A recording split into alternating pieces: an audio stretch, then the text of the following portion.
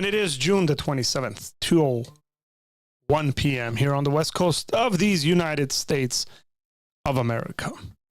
I hope that you are doing well and you are ready for Let's Get Ready to Rumble. Always wanted to do that. Always wanted to do that. For those who get it, huh? No, on the real, the idea here is that we have conversations for folks. We open up the lines, people can call in. We'll have a fun conversation. So take advantage of that, ladies and gentlemen. Take advantage of calling in and having a conversation with yours truly. I mean, yesterday we had a very good conversation. And I really appreciated that. I really appreciated the American Cuban calling in and just allowing me to, being vulnerable, by the way, but also just allowing me to pick and ask questions and maybe give some rebuttals or something like that. So always appreciate it. You guys are appreciated.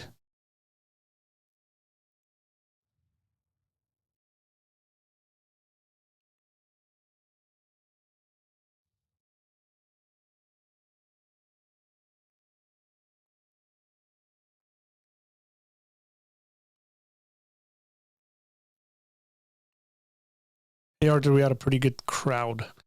I think yesterday was really good. I think folks were in there paying attention, listening. So appreciate that. Target switching or twitching. What's going on from Twitch?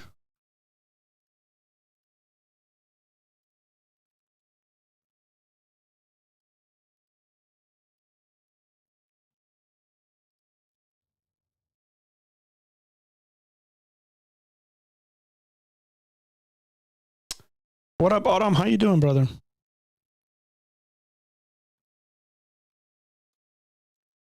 What I really like seeing is the sort of community that we are developing and building here. That's really exciting to me. Folks are getting to know each other. They're getting the conversations with one another. The conversations are bleeding into and leading into the Discord community, which is really cool to see.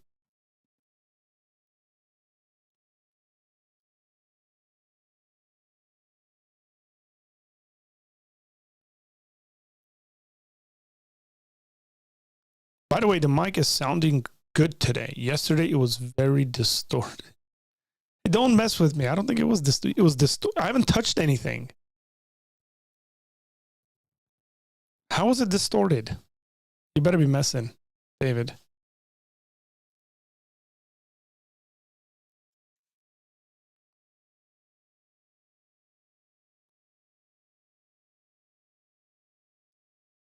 I thought you had seen that live, but I'm even happier that you noticed it afterwards.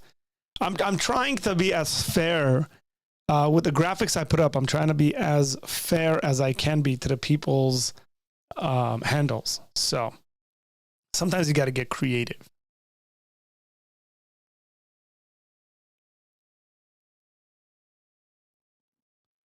Yeah, that was a really good conversation, man. I really enjoyed that.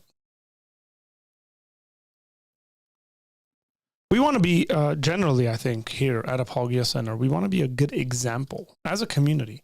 I mean, as the host and as someone who runs this channel, I want to be that example for folks to know how to disagree well. And but again, I'm no pushover. Like, if you're gonna come at me, take them out and be like bam, bam, bam, bam, bam, then hey, shots fired.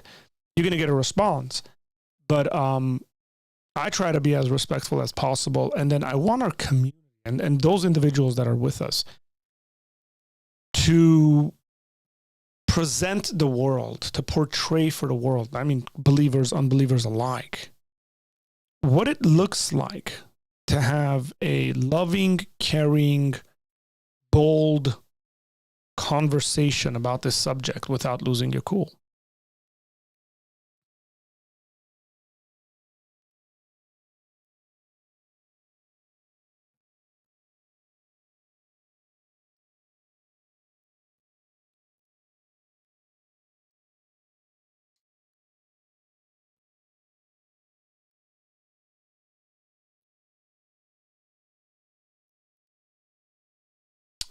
Remember to hit that like button if you haven't already. But also today, ladies and gentlemen, is our live call-in show. So call in, not call in.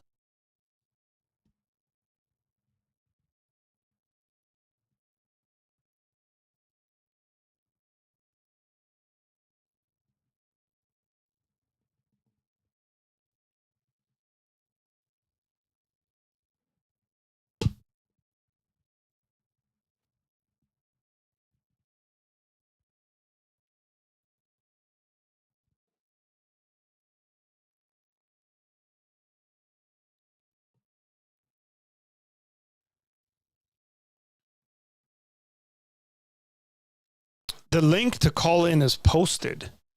It is pinned, as a matter of fact. So.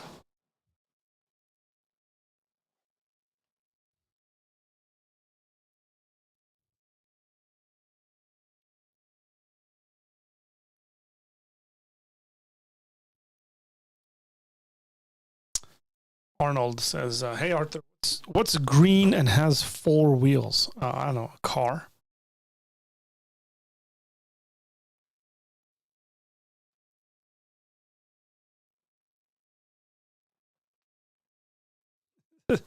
A green Honda.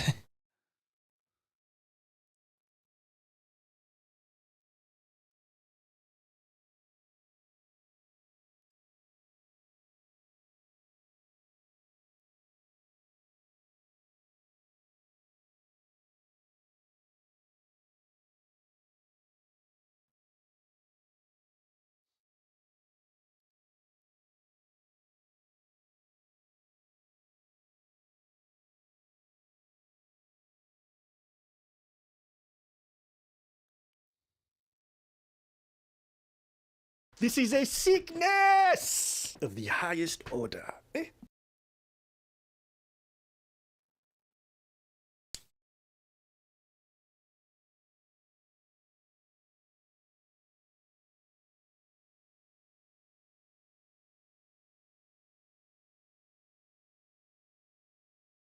What's up, Pat?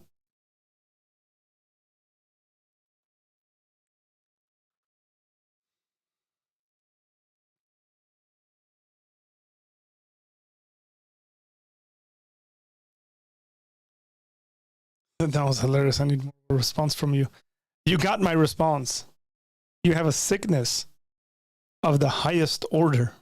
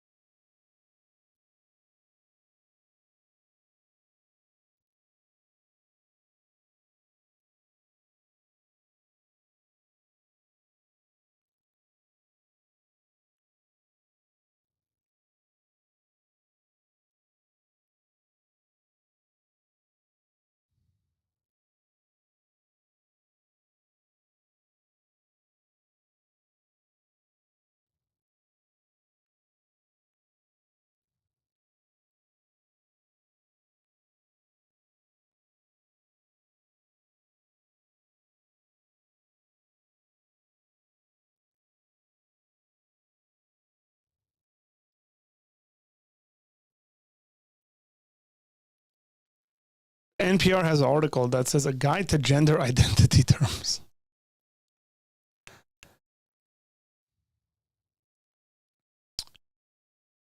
What are my pronouns?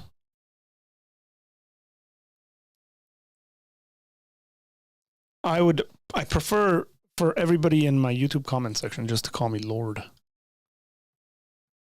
Like in the middle age sense of the word Lord.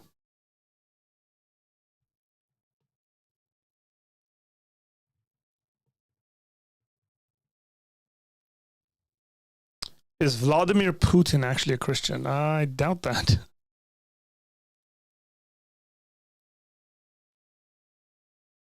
So y'all can call me Lord.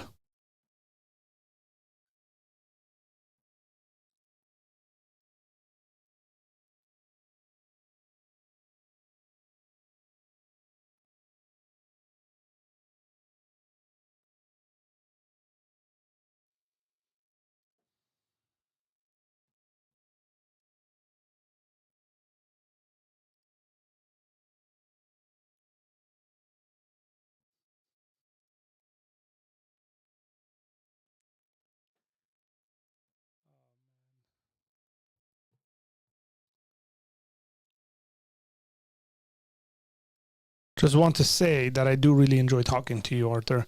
You always have interesting things to say and are pleasant to talk to. And I'm being serious. Wow, Jerome, that means a lot. I am touched.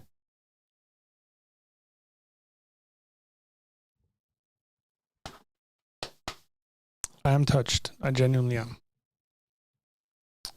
Oh, Mr. Tomcatch Deary is in the house. What's up, Mr. Tomcatch Deary? Arthur, do you identify as a philosopher or a theologian? Was that intentional? Did you intentionally say theologian? I identify as a theologian. Yeah, I'll take that. A theologian is a new term. It's for a logical theologian.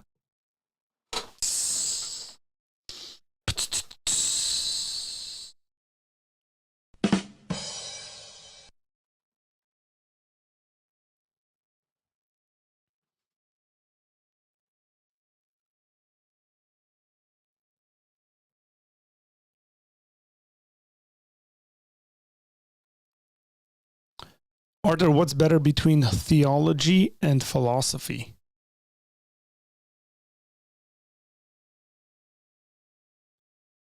What is better between theology and philosophy? Which one is better, studying and loving God or studying and loving wisdom? Which one of those two things are better?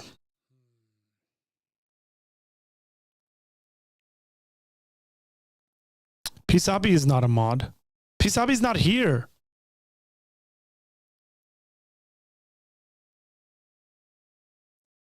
What are you guys talking about, dude? You guys need to relax.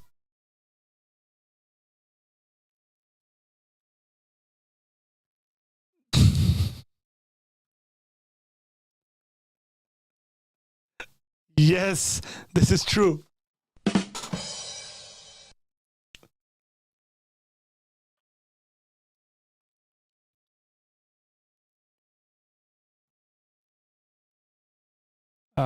Autumn says, I have a weird question.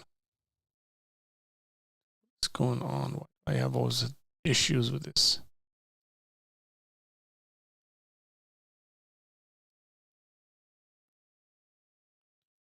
Sorry, guys, my mouse is acting up.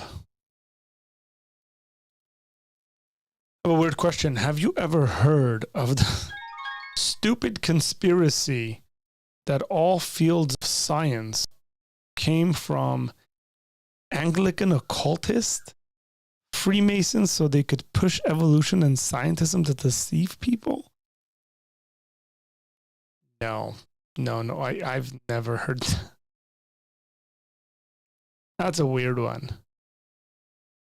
By the way, I should say, oh, Jerome's not on right now. I should say, if you're going to call in, we will take more people, basically. It's not just like, so Sean just called in. Sean, how you doing?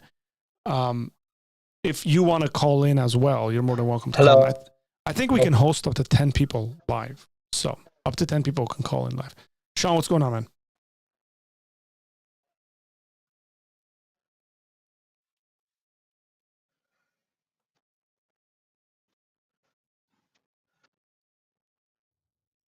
Sean, are you there? Hello. Yeah, there you are. I'm back. I can hear you. Oh, Sean, lost you, man.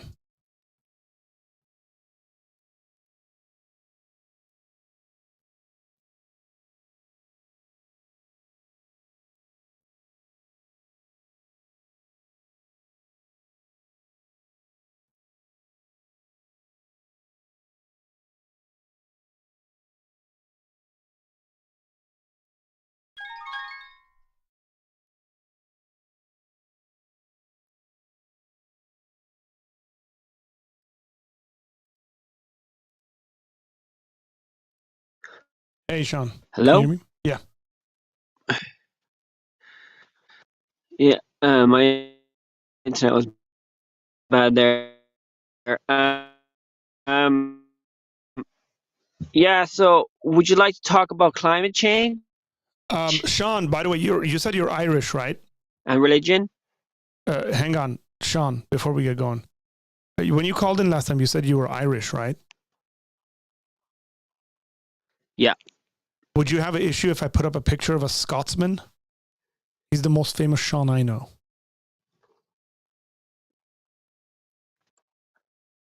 Okay. You okay with that? William Wallace. Oh, I was going to put up a picture of Sean Yeah. Connery. Okay. So go ahead, Sean. What do you want to talk about?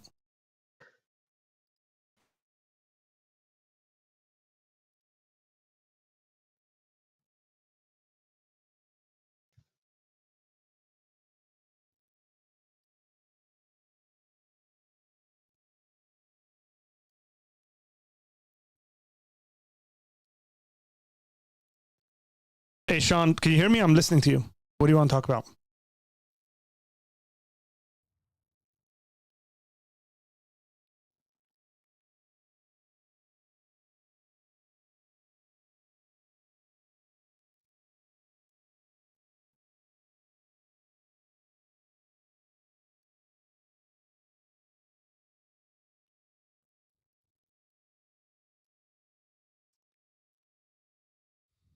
Sorry, man. Sean, you might have a bad connection, brother. I can't hear you. Try calling back again, but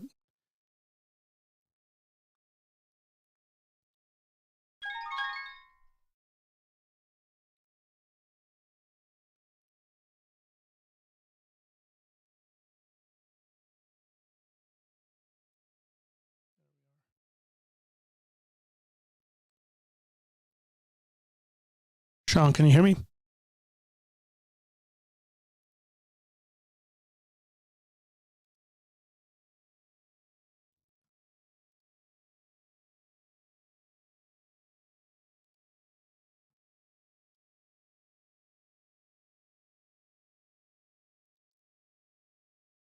You might have a very bad connection, by the way. Yeah. I'm outside now. I think it's gonna Okay. get better. Yeah. Okay, so you have your Is camera it on. better So now? you have your camera on. I won't put a picture of Sean Connery up. What do you want to talk about, brother? I want to talk about climate change and religion. Okay. The intersection of climate change Well, I and think that religion. religious. I think religion has caused a lot of climate change due to mainly overpopulation, denial of science. But I think religion can also solve it if the religious people believed in the science more.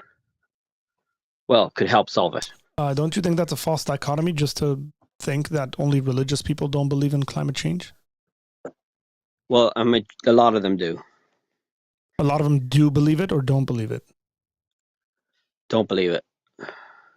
Okay, so a lot of non-religious people don't believe in climate change. Yeah, but I'm talking about in Western countries. Sure. Well, what do you think is the majority of people who don't believe in climate change? Is it religious people or atheists? I have no idea. I haven't looked at the data. Well, I Let's guess. just go with whatever your guess is. Your guess is just Well, I'll guess religious that religious folks. people are more likely to not believe in climate change. I don't think the question's really like, if you want to have a serious conversation about this, it wouldn't be that people don't believe in climate change. I think the serious conversation is about whether people agree on what the cause of climate change is. Yeah, and that needs to do with science. And a So lot of what's the religious people don't cause? believe in the science. What's the cause? It's greenhouse gases mainly, and there's loads of them. Cows? Cows is probably 15%. Fossil fuels is the majority, Uh-huh. and the solutions are going to be hard. There's going to be a lot of sacrifices to be done. But I think religious people can know a lot about sacrifice, so they can sacrifice on that. What is it that you think we should do? Well, there's a website called Project Drawdown, which has the top 100 solutions for climate change and biodiversity class. I mean, not all the problems that I'm talking about are due to climate change. There's other problems as well to do with sustainability of the human race. Okay. Like biodiversity loss, habitat loss, pollution, water pollution. But animal agriculture is the main cause of biodiversity loss, water pollution, soil degradation, deforestation, bad diets, overfishing, animal agriculture mainly. But so if we just ate less meat, let's say in Europe, like 50% less meat, 70% of agriculture, 80% to 70% of agriculture is used for animal agriculture. So if we reduced our animal product intake by, let's say, 50%, you would reduce the land area for agriculture. That'll go back to wildlife by 50% or something. Some mad fact like that. And that would also solve climate change because trees absorb more CO2. How do we do that? By educating people, by taxes, and by what else? Regulations. And the military. You need the police force and the military to enforce it. Enforce it. Sounds like a But totalitarian if people government to don't me. agree, if people, well, obviously you'll have to do it democratically. But if people don't vote for it, I don't Sorry, think it'll why is happen. that? Sorry, my why views is that? are extreme. Hang on, Sean. You said something that, look, this is probably one of the weaker areas that, like, in my thinking, probably I'm not like well informed in it. Okay, but why is it so that you think that it's obviously has to be done democratically? Well, you don't have to do it democratically. The Chinese could do it their way. Correct. Are they? Americans can do it their way. Hello? Are the Sorry? Chinese doing it their way? No, they're causing a lot of problems right now. But if they wanted to do, they could solve it. You think it's justifiable But for people to declare war on China? the whole society, all the human way of living, the Western way of lifestyle is going to have to change radically, mainly to the worst, materially wise. Materially wise, we're going to have to reduce our energy demand, and our material demand will have to be reduced a lot, because renewable energy and nuclear energy will not be able to replace fossil fuels. So we'll have to reduce a lot of our consumption. Maybe we'll have a bit of question is not, the question is not whether we have to do this or we have to do that. The question is, how do we enforce it?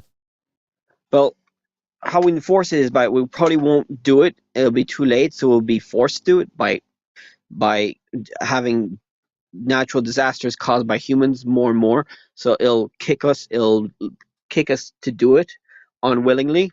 So we'll be forced to do it through economic collapse and through famine or whatever is going to happen to the environment, and that will force us to change.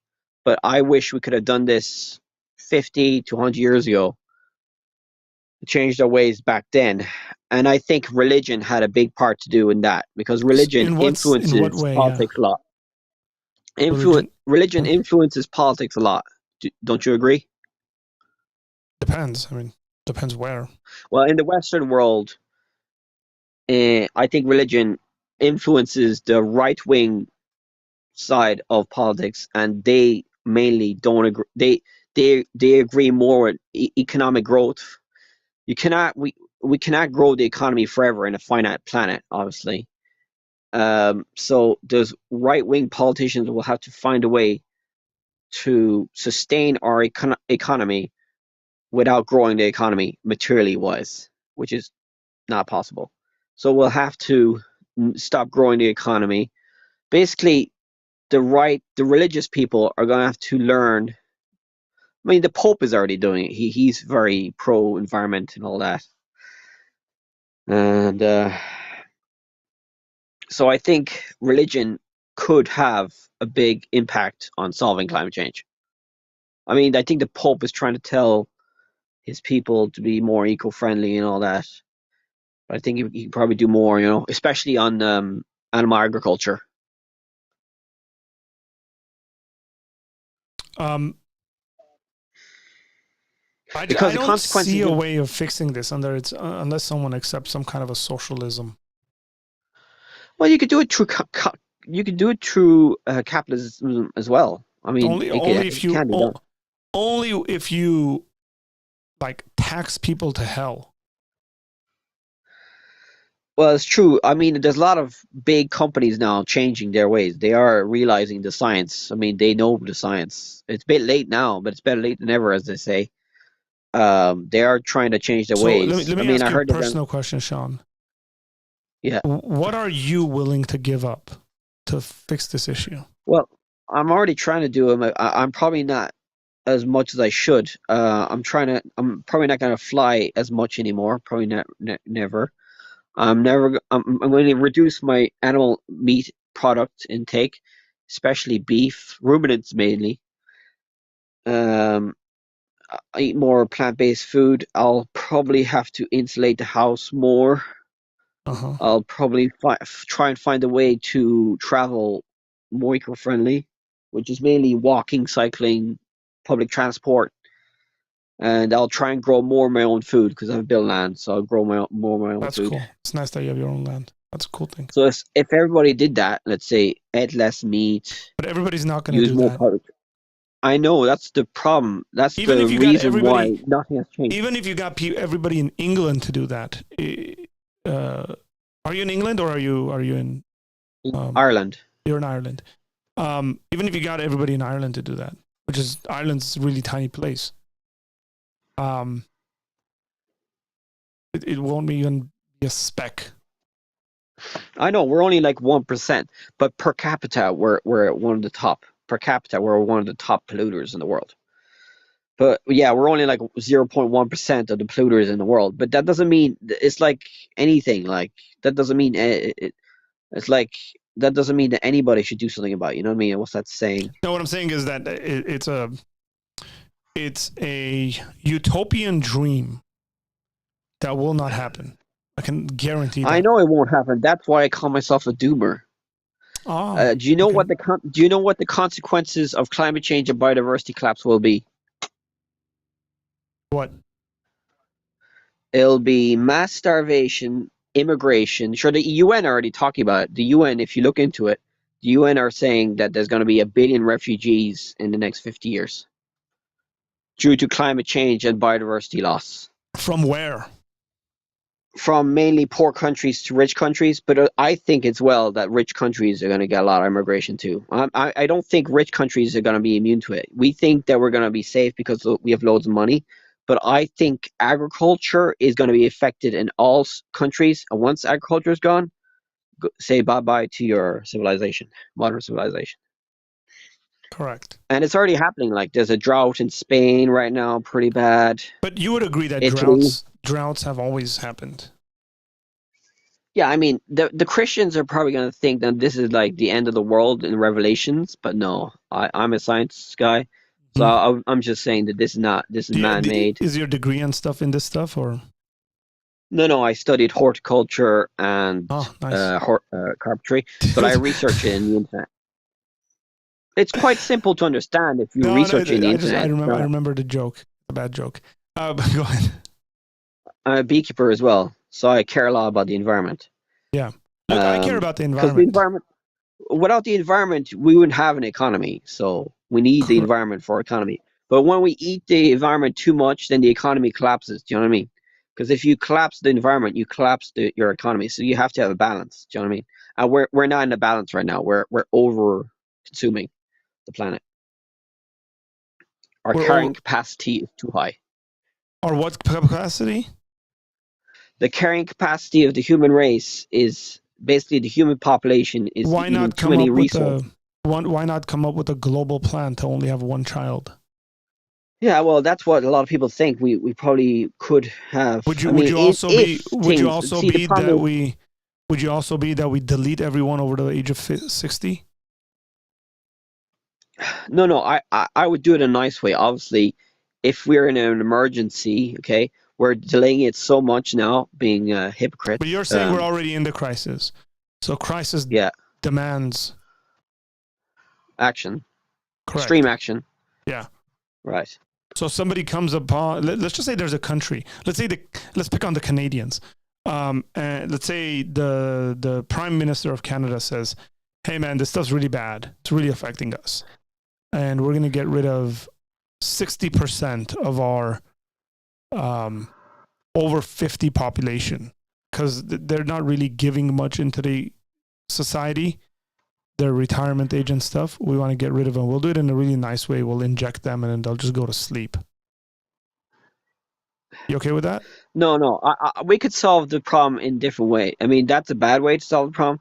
We can solve it in a different way. I mean, we could also have contraception, have educate girls. One of the solutions to climate change and biodiversity loss in this Project Drawdown website, you can go to Yeah. projectdrawdown.com. The top 100 solutions are, the first one is, I think it's educate girls. The second one is a plant-rich Wait. diet. Educate Plant-rich girls for diet. what? What are we educating girls You for? have less kids mainly, have less children. What's less Uh, for you? How many kids is too much? like two max, two max. So I'm contributing to. Well, I'm it's a I'm a also it's I'm a also massive the contributor to consumption. climate change. Well, me too, man. It's No, but the I'm rich talking about countries. how many children I have. Yeah, yeah. But we're all guilty. I mean, rich countries have is responsible for 70% of all the greenhouse gases that are released in the environment. So the poor countries, there, if you follow the COP 20, the big meetings that they have every year to solve Mm-hmm. climate change, Okay. nothing it hasn't been solved. It started in 1990, and every year they have these meetings to solve climate change, and the CO2 has increased by 60%. So they try and solve it every year, and it never happens because humans don't want to solve the problem, because the solutions to the problem are not good for the environment, are not good for the economy. There's going to be a lot of reduction. Basically, the economy will have to stop growing, the population will have to stop growing, and the consumption of goods will stop growing. So basically, capitalism is going to have to be reduced a lot. And the left and the right don't like What? that, Okay. even religious people. What do you want to replace capitalism with? Well, I don't want to replace capitalism. I'm just saying that capitalism does not want to solve it. Even communism neither. Well, to be fair, the left care about this problem more than the right. Do they? Yes. Why? Because the left know the science and the consequences of climate change. You're drawing, like you're painting with extremely broad strokes, by the way. Well, give me an example of a right wing person who's really cares about this stuff, Me, historically and present. me, You. and Jesus. Jesus. Jesus was a lefty, mate. Really? He was a socialist. Yeah. How is he a socialist? Well, he cared for the poor, Uh-huh. charity and all that. Yeah. And what else did he say? Well, he didn't say to take the taxes. That's probably because religion No, itself he was said made by the he said 1%. pay. Sorry, he said pay your taxes. No, he said, give your money to, So basically, he's a socialist. He's a socialist because he said give your taxes, pay your taxes. Yeah, and give charity, and the rich people will never go to heaven. He never So said that. there you go. He never said rich Well, people will it's never very go to hard for them. heaven. It's very hard for them anyway. I love when people misquote Jesus on this stuff. But what do you think? Why do you think that extreme religious people don't believe in climate change and stuff like that? I don't actually think that's true. Well, in America, for example, in your In country, America, yeah, I don't think that's true. why? People believe that the Earth is going through some changes. I've traveled enough to know that it is. Okay. What people disagree with is the cause of it and whether the analysis of the cause of it is actually a good one or not. So, what do you think is the cause of it? I actually think the Earth goes through various cycles of this sort. Oh, so you think it's not man-made? Not entirely, no. So you're 50-50 on it. I wouldn't put a percentage. I'm not sure. Okay. Well, yes, there is a natural cause to climate change. Do you want me to give you? Do you want me to give you a pretty good solution to like a good amount of this? How much? Okay, how much fuel? How much fuel do airplanes use in a flight? A lot. Too much. We'll have to reduce that. All airplanes allow every country to have No, but only you 100 see, flights. flying is only like 5% of the CO2 emissions, Okay, but it's growing a lot. ground them. Yeah, Don't that's one allow. solution. And the people you would start with is you don't allow all the leftists who care about the stuff so much not to have any private jets and planes to fly places. Yeah, they won't like that. The billionaires and all that, they will hate that. But do that. Okay, I'll agree with that. What else do we have to do? That's only 5%. Yeah. Take everyone's cell phones away. Okay, that's maybe another 5%. Well, Okay. the manufacturing and all that is probably more. So I'll give it. Make people live in huts where they have to use 10%. wood for heating and No, cooking. wood is bad. It'll cause smoke. It's bad for the lungs, and it causes aerosols, which cool down the planet. But once you reduce the aerosols in the atmosphere, that's what's happening right now because we've released so much smoke in the atmosphere that's actually cooling the So Earth now. We're not the reason for this stuff. It's our ancestors who've been burning wood for forever. Yes, but there's 8 billion of us now, so we're mainly the cause right now. We can't solve other people's problem. Can't solve the people in the past problem. It's solved now. But anyway, so what's the population of Ireland? Smoke. It's 5 billion. 5 million, sorry. Hey, there's 5 billion Irish people. Yes. There's 40 million worldwide. I got a good one. 40 million world. I got a good one. You are not allowed to brew any beer. Yeah, that's probably another 5%. The Irish won't like that one. No Guinness, man.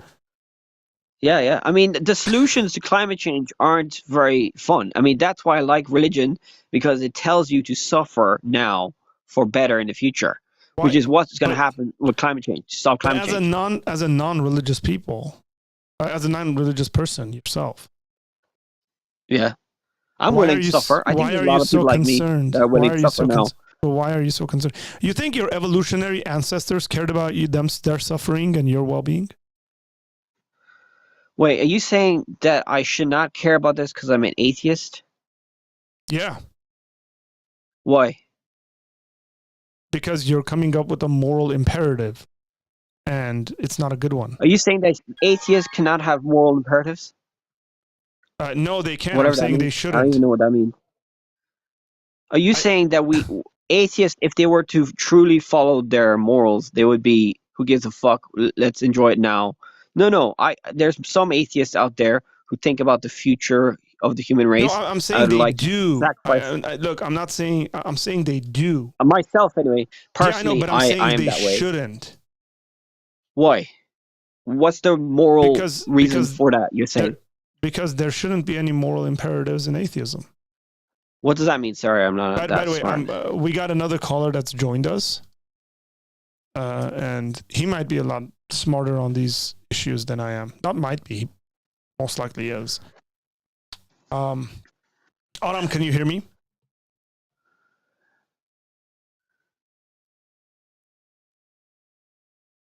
Adam? You're muted. Oh, there you Yeah, are. can you hear me? Yes, now I can hear you. Yeah, but if it's possible, just don't want to share the screen. If you can just You can turn it disable that. off. Can you turn it off yourself? There should be a little thing there Oh. that says. I can, but the microphone gets turned off with it. Let me see. Okay. Wait a second. Wait a second. Just wait a second. I'll change my microphone. A second.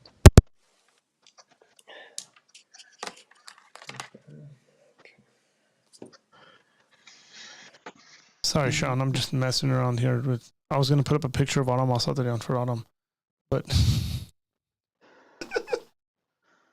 I'm having a blast here. Thank God. Here we got Sean. This is a fun here. conversation, eh? Yeah, yeah. Adam, let's see. You turned your video on again. Okay, can you hear me now? Yeah, but your video's on as well. Okay.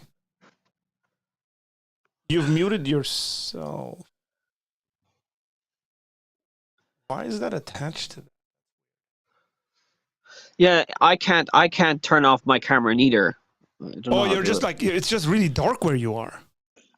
Yeah, I know. Hey, I Adam, try not hang to on. share I'm my just gonna, phone. I'm gonna, let's do this. Hang on, this is fun. I'm gonna have a blast here. Hey, forgive me, guys, if anybody gets offended on this stuff. That's not my goal. I'm just gonna put really cool pictures over people. Yeah, do it for me. That was loud. You know what to put up in my case. Not Adam Asatryan, please, I beg you. I put a picture. Okay, hang on. I'll find a really cool one. Do you want me to put up one of our ancestral, like, Give me a caveman. no, Sean. You have Sean Connery, who might have been considered a caveman by some, but Well, you know what technology. it has to be in my case. We'll keep our Pretty sure phones. you do. I'm looking for one. Hang on. Okay. Wait a second. I need to watch the stream simultaneously. Just I got another person who's joined. It's on the laptop as well. Oh, okay. This is about to be fun. Hey, Daniel, what's up? Hello. Hang in there with me, guys. I'm getting pictures. Yeah, no worries. I'm organizing my desk because I changed locations, and as I'm drawing till daylight, that's just the way I live right now. Hello? Yeah, Sean. So we have three guests right now. We have Sean, Daniel, and Adam. Adam, Okay. can you lower your? Okay, we lost Sean. Every time we lose someone, my screen's gonna get messed up. It's just so annoying. What would you like me to lower? The volume? Yes. Let me see if I can do that on my end. It's kind of like squeaky. Yeah, you'd have to. Yeah, you'd have to do it on your end because I think it's much better. Bluetooth. Yeah. Yeah, I have wireless headphones on right now. That's why. Yeah, I think it's better. Hang on. Okay, Sean's back.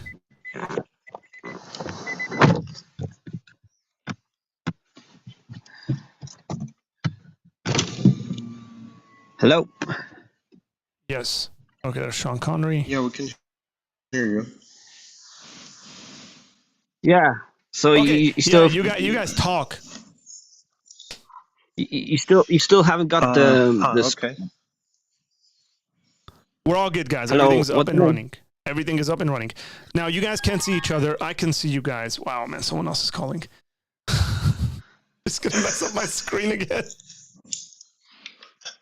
Well, Aram called in before me, so I assumed he wanted to respond because I wanted to respond to something Sean said as well. Well, I wanted to respond since the very beginning to everything that Sean has said so far. So I don't know which point to address as of right now. So before I was setting up my microphone and my whole desk and everything, Sean, could you just remind me, please, at what topic did you guys let's say, what topic were you discussing last? I think it was the is it the moral? solutions. Can you hear us? Yeah. Can you guys all hear each other? I think it was the moralism of atheism. Why should atheists Apparently I care can't about hear this when they Sean. have different morals or something? I forgot what you said exactly. Yeah, Arthur. I said atheists do care about this, but they shouldn't.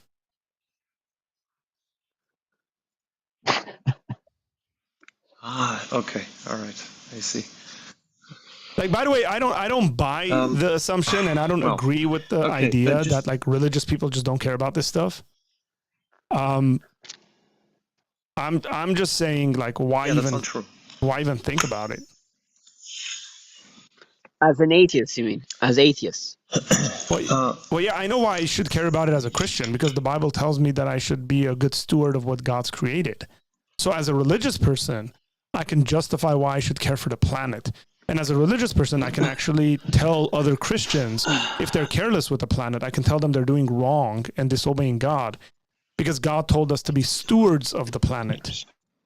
But I just don't see why as an atheist. I was about to mention it's in Genesis. It says in Genesis, so to subdue the earth. So yeah, it doesn't make any sense that religious people, almost all of religious people, don't care about this issue. They do.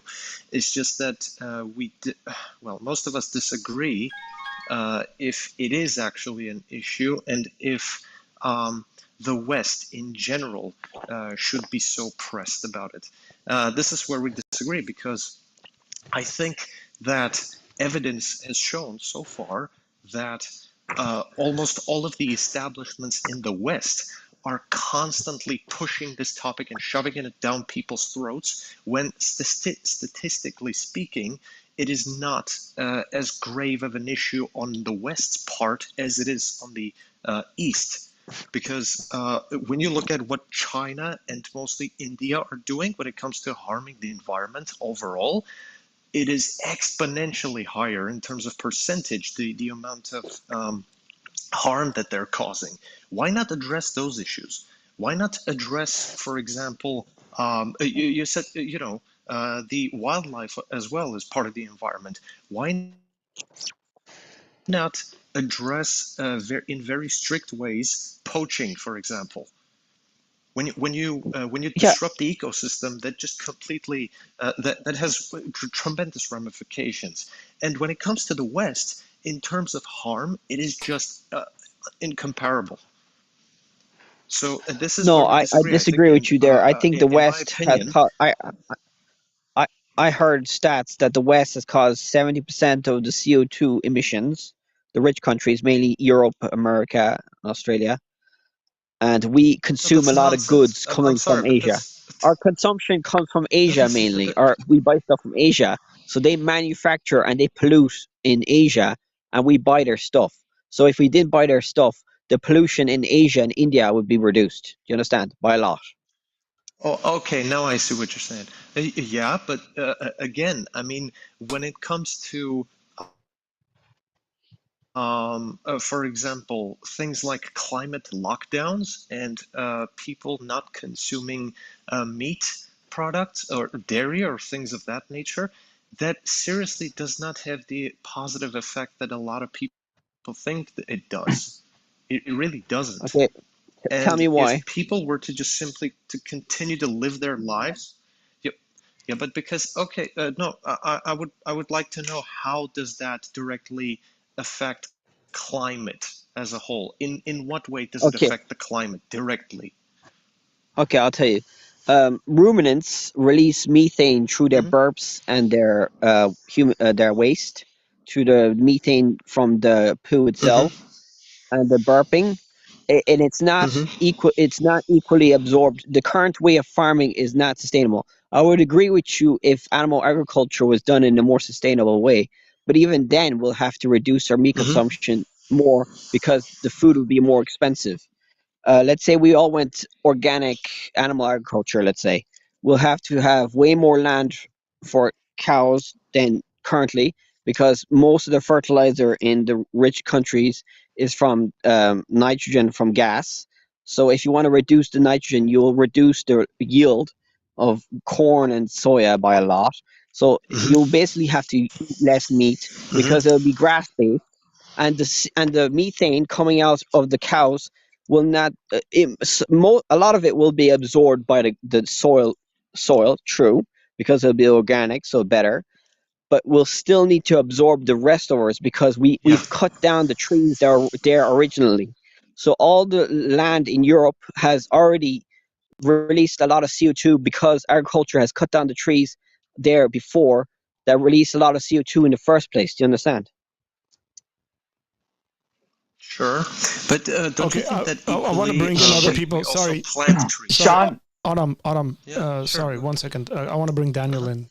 So go ahead, Daniel. so Sean, I called in. I'm watching this channel because the channel is related to topics about religion, which I understand you're trying to see where there's like this intersection. I called in because I guess I wanted to question I think your claim was something like religion or religious thinking contributes more to these climate issues, and like that's what I would want to ask you about, because I understand Sean, you're very let him passionate. finish it. Yeah. I understand you're very passionate about the topic of the environment, but I'm concerned about like how are you connecting that to religion? The only thing I heard you talk about was politics, and I'll just say one more thing, that I think that religion has a lot of good tools. If like we haven't, if there is an environmental problem, it seems like there are things in religion that actually help with that. Would you agree with that statement? Yes, I would agree. There's some good things in religion that can help with the environment, but So you what's the have to agree problem? that there's some things in religion that are bad because they support the increase of the human population without being aware of, if you keep on growing the human population infinity forever, you will destroy the environment. Okay, so Scientists are it's like not a exactly population sure how concern. much humans are not. Scientists are not exactly sure how many humans the Earth can carry with certain lifestyles. Some lifestyles can carry more humans than others in a scientific way, but religion does Did you not think say, about that. are you sure about that? Religion says you have to have as many kids as you want in the Bible and the Quran and all that, No, it says you and can. probably Yeah. By the Hinduism. way, I'm not an Islamic apologist, so it says you can, not necessarily that you should. Yeah, but it's probably more pro having more kids in Sure. religion Yeah. than I in mean, that's a pretty atheism. decent thing. I mean, I recommended on one of my streams that we are going through a demographic winter currently that's affecting all sorts of stuff, and that there's many people who are actually non-theistic or even atheistic that would agree with me that people should have more kids. Yes, Elon Musk is one of them. But Yeah, Elon he's a Musk pretty does not smart know guy. everything about he doesn't know everything about the situation we're in. He cares about climate change, but he doesn't know all the problems. The climate change is not the only problem with the problem that we have in society. Overpopulation affects the resources used. Sean, For example, there's peak oil, there's peak phosphorus. Phosphorus is the main fertilizer for most of our crops. They say that's going to be gone in 50 years, or in their current consumption. What else? The forests are going to be burnt and gone because of climate Sean, change in the next 50 years. What else? I got The a question. overfishing. Sean, by the way, this What sounds else? a lot like Soil this sounds. degradation. Sorry, just for the rest of us as well. Daniel, Jason's in here as well, and Autumn. This sounds like an atheistic version of the Book of Revelation to me. Yeah, it is. It Like is. it's But just a lot like of religious people, are going to think that what's yeah, going to it's happen right now is going to look. be If I wanted to revelations, be, but it's not. if I wanted to be facetious on this, I would say like, well, that sounds like a pretty nice myth. I just don't believe it. Yeah, I So mean, is it you're a Sean? Is it Christian and you don't possible for believe the in the revelation. population? Is it possible for the population to go up and resource use to go down? Yes. Okay. If you force them not to You So use could it. have an increasing population and have a decreasing standard of living. That happens in poor countries a lot. It's already happening is it actually in Africa, possible for probably. your standard of living to go up and your resource use to go down? Yes, I said it. Okay. It's already happening in some Yeah, it depends on countries what in you're I'm using. just Africa. gonna say Depends on I what see a lot of resources you're holes using. in your claim. Like That's I mean, Somalia right now, Yemen right now, their population is going up, but their standard of living is going down. okay. I mean, Right. And that some is of the mainly most due Sean, environmentally can conscious I ask you people I something? know, some of the most environmentally conscious people I know are religious. And Yes, they that's good. see, Obviously, I'm not saying everybody in the religious camp are anti religion, climate change and biodiversity and stuff, but I'm just saying a lot of them are. I think more of them are than the non. Well, to be fair, there's a lot of atheists in China that probably don't give a fuck about climate change, and so I could be wrong actually. But in the okay, Western so world, I would say maybe so. I have one more Uh, question for you then, just to think about. I mean, um, how confident are you that that overpopulation is a problem? Like, are you 100% like this is a problem? Okay, let's say hypothetically, we're really eco-friendly and really good for the environment, vegan, doing permaculture, growing our own food and all that, solar panels everywhere. We would still have to control our population if, let's say, we just kept on growing the population forever. We cannot have a sustainable economy if we have the population growing on forever. I do not know how much some scientists, some ecologists say that the carrying capacity of the human race is 2 billion to 500,000 in, but then there's vegans that say we can sustain the human population if we all went vegan and 11 billion vegans, we can sustain it sustainably with veganic farming, but we'll probably have to reduce our CO2, our fossil fuels, which is going to reduce our standard of living a lot. It'll be mainly agricultural and stuff like that. So the argument is essentially for us to go back to the Middle Ages. Yeah, because renewable energy, I think renewable energy could happen. I mean, I think it is going to happen, and I thought nuclear is progress going to was a happen. good thing, But man. I was just like under this no, assumption that history is not. No, the future is not yeah, well, always not always, blessed with Arthur. progress. correct. And that's why I'm saying, as an atheist, you frankly should not care. Why? What? Sorry, I don't get it. Because if this whole thing burns up and just is completely destroyed, right? Who cares? Well, yeah, obviously I'll be Listen, dead. I've been trying to ask something. Sean, can I ask you something? You said that Elon Musk doesn't know what the heck he's talking about when it comes to On the overpopulation. population issue. Then please tell me. Yeah, okay. Then please tell me. Does Bill Gates know what he's talking about when he's talking about climate change, or for that matter, vaccines? Does Klaus He Schwab probably know knows what more. he's talking about? He probably knows more. No, I'm not a No, he conspiracy. does not I'm have an not sure on education on vaccines. those fields. I'm not sure on the vaccines, but I think he probably wants to keep the population high with the vaccines. He's not trying to reduce the human population with vaccines. I could be wrong, but No, he does. I'm He pretty does. sure. He has verbally admitted that he thinks that overpopulation is a problem and that we should, institutionally speaking, systematically do everything in our power. What by saying we means the elite, probably, that we should reduce the population. That's what he said. Well, I think I he's would agree. buying I would all agree, I sorts would of agree with him, farms and but I wouldn't do it livestock through and everything in vaccines. the U.S. How would you do it? No. That's another issue. That's another issue. But I was talking. He's buying all sorts of farmland almost all of the farmland in the United States in order to be able to control the whole thing.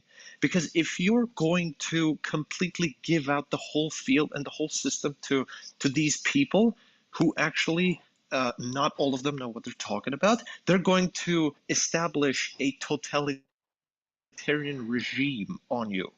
And it is, in my opinion, it is extremely naive to think that since there is climate change, apparently, that we should listen to what these people are saying, when in actuality their agenda is right in front of our faces, lying right in the open, and we know what they're trying to do. And it should be on the people to actually decide what to do together. Wait, so you believe in climate union. change, but you don't agree with their solutions? Yeah, I definitely Hello? disagree with their solutions because they're telling us what to do. They're telling us to eat bugs and to live in our small cubicles and do nothing and never drive cars, so that they can just take their jets and fly around the whole world while they eat steak. I mean, it's nonsense. It's hypocritical to the max. No, I think Bill Gates wrote a book there recently about climate change and how to solve it. I haven't read it, but I don't think it talks about. Why has Bill Gates become back- a expert on this subject? Is my question. The guy's just a rich dude. Well, Exactly. he cares a lot about. He's trying to make the world a better place, but maybe he's doing some mistakes. He's not an expert in everything, you know what I mean? He could be. Yeah. He could be doing mistakes, but I don't think he does it intentionally. I don't. I mean, I guess, Sean, I'll just ask you one more time. That he has, hang on, Adam. we should think, Adam, hang on. Sorry, let's let Daniel ask. Yeah. I'll just ask you one more time. I mean, I'm hearing a lot of your reasons and things, and so, you know, I guess my question is there any possibility that you're mistaken? Like, you seem pretty confident about this, but, you know, could you be wrong? Maybe you're listening I cannot say I'm 100% sure, but I'm pretty sure, like, that there's probably going to be a lot of suffering in the future, and the solutions are there, but I'm not sure if I myself think that the human race, the civilization in the future, it doesn't have much time left. Modern civilization using fossil fuels and stuff like that. So I'll just say, I agree. As an it's atheist, just because of climate change. I think that this population issue, I think we are very far from needing to be concerned about overpopulation. And I would say that we're the same in that I could say I could be mistaken, but from what I've seen, I think this is one of the last things we need to be concerned about. Wait, you think we should not care about climate change and overpopulation and no. That's not what I said. I only said peak oil and all that. Hey, wait. Daniel didn't say that. Hey, Daniel didn't say that. Come on, let's be fair. I only said that this population concern is very far. It's basically not a concern. Hey, Daniel, what do you think? What do you think is a sustainable population, like the max we can hit? You have a number in mind? I don't know. Here's my view: is that we're extremely good at adaptation, and that we're very far from. For example, as the population goes up, I think we're just going to keep producing more food. So I think if we produce the same amount of food and the population doubled, that could be a problem. But I don't see any reason why with the amount of open land that we still have, we're going to keep up with the population. I don't have a number, though. Okay, it was just interesting to me because, like, I'll give you an example, guys. Because these things result in people's lives and actual decisions being made. I was at a wedding. As a matter of fact, Arnold's in the chat. I was at Arnold's wedding. I actually did his wedding ceremony. And there was a gentleman there. Hey, congrats, Arnold. Huh?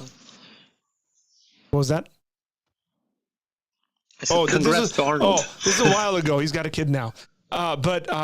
So I was talking to a guy outside of the hall and stuff, and this guy found out I had a number of kids, and he said, "Man, I'm so glad that you have more than one kid." He said in the 1970s, he was an older gentleman. He said in the 1970s, we were so bombarded with this idea of overpopulation that even in the church, he said, and this is a believing guy, he said, pastors were preaching that we should not be having kids because of overpopulation. And he said, we bought into it. And he said, essentially, my wife got the tubes tied, or he had a vasectomy, I don't know, one of the two. And he said, we didn't have any more kids. And he said, I regret that decision so much because I was bamboozled and lied to. And I'm so angry at the people who did this. And that for me, like, I'll speak about it like pastorally to a certain extent.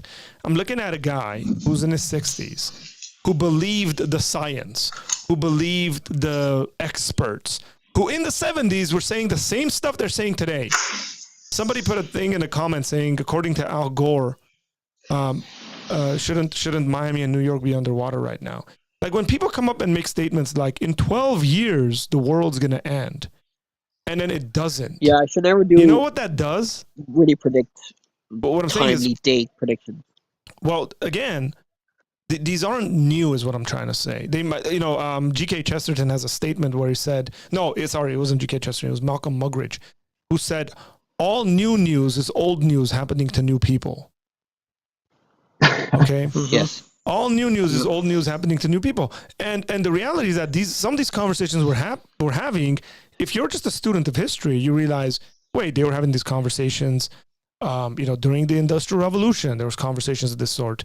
In the 70s, there was conversations of this sort. Yeah, so you're basically saying we should not worry about overpopulation. That's not but you know what I'm there's saying. consequences. That is not what I'm saying. Okay? I disagree. In order for me to agree that the world is overpopulated, hang on. In order for me to believe that the world is overpopulated, somebody's got to argue that point. I don't agree with that. Yeah, I just don't agree with it. Argue. All the numbers in Europe show there's an underpopulation issue. It's a huge problem. In the Western world, in the rich countries, it's going down. So what you're saying is we should go to the poor countries and force them to have less kids? No. I'm basically going to say, okay, look, this is what I think we should do. Okay, I could be wrong. The Western world is going to have to reduce its lifestyle to maybe, I don't know, Romania, maybe less.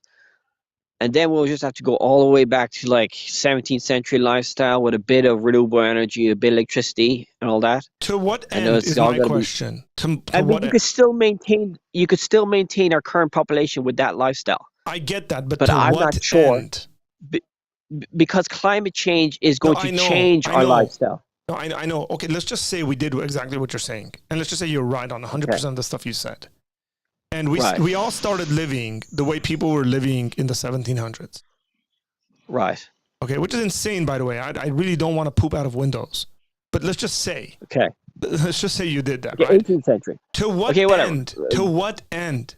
So that humanity continues? Yeah. Why? Or would you rather have loads of famine? There's plenty of people out there who think that we are a virus to this planet. And we should be eradicated. Well, I would say those are the people that I had mentioned. Plenty of eco-activists think humanity is a virus on the planet and we should be eliminated. Why are they wrong? Why are you so much into self-preservation where you want to change everything so that we have this ability to propagate ourselves, where the easy solution is get rid of the humans? They're the problem anyways. Wait, so you're saying that I should follow that extremist view? You could solve this problem without killing humans. I'm just saying, if there's no difference between us and the rest of the animal kingdom, if we are a huge virus on this planet, why do you want to keep propagating stuff? Somehow convinced that some future generation. Hang on, Sean. If all animals. Somehow being convinced. Let me finish this thought. Somehow being convinced that a future generation is somehow going to agree with you. You have no guarantees there. I don't think my views are going to be very I'm just saying that if all animals were as smart as humans, they would have done the exact same thing as us. They would have overpopulated, overconsumed, and then collapsed. That's what happens to all animals in nature. Okay. In nature, Daniel disagrees. animals are controlled. I'll let you finish. And then Yeah, Daniel so if you study biology, this is actually I studied it. normal. What happens? Ecology. So populations, they reach their max and then they go back down and they tend to fluctuate. Go up again. So I see Exactly. so That's gonna happen to I the see humans. yeah, okay, so what's wrong with that? I But see I'm trying to humans as prevent doing that. the same thing. We're I'm going to trying to hit keep the our carrying population stable. capacity. Keep the population stable at 8 billion and try not to collapse it by overconsumption, overpollution, climate change and all that. And there's ways to change our ways to prevent a collapse of mass extinction, basically. I'm part of Extinction Rebellion.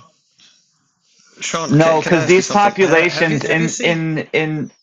in ecosystems, when the population hits the carrying capacity of the ecosystem, it goes back down, but it doesn't go extinct. So the idea Yeah, it that goes up we'll again. hit this Humans, max I and don't then we think go humans will go extinct extinct. is, well, you said I the don't word think we're ever going extinct. to go extinct. Well, So we You might go said mass extinct if we extinction. do it really bad. Sean, We might. have you There's do a you know small how chance, many? but we might lose a lot of humans. So what? okay. So what? What do you say? Do you know how many mass extinction events there have been on the planet? Have you seen the movie 6, and Jurassic we're Park? in the 6th mass extinction Yeah, right now. do you According to remember? scientists, we're on the 6th mass extinction right now. Wait, we're on a mass We're extinction not. right now. We're not. Objectively Yes, speaking, with the loss of we're wildlife, not. with the extinction rate of wildlife currently, we're in the same type of extinction as what happened in last past mass extinctions, just because I'll of just lack of echo what habitat. Arthur said. I'll echo what Arthur said, that this type of thinking is actually affecting people's decisions. I've even met people who, I could have dated or something, and they're like, oh, yeah, well, I'll never have children. Well, why not? Oh, we already have too many people. And no, this is very far from any sort of confirmed Guys, thing. this apocalyptic thinking. I'll give you an example. I had a professor in Bible college who was in his teens in the 1980s. And he told me that because of certain segment of American evangelicalism was convinced that the world was going to end in 1988. Don't ask me why. Premillennials are weird. Yeah, wasn't that from the from that one Hal Lindsey's book, 88 Reasons Why the Rapture Will Happen in 1988. Whatever, right? So here's the real issue. This professor told me a bunch of his friends were so convinced the world was going to end and Jesus was going to come back that they refused to get married and they dropped out of college. Their lives were forever changed because of their belief in this thing. Now, I will look at that as a Christian and say, hey, dude, that's nutty. You're crazy. You shouldn't do that. But wait, non-religious component is there as well. Guys, I'm not trying to say we should reduce the population to 1 billion straight away. I'm trying to say we have to slow down, have a maybe 2-child policy max around the world, and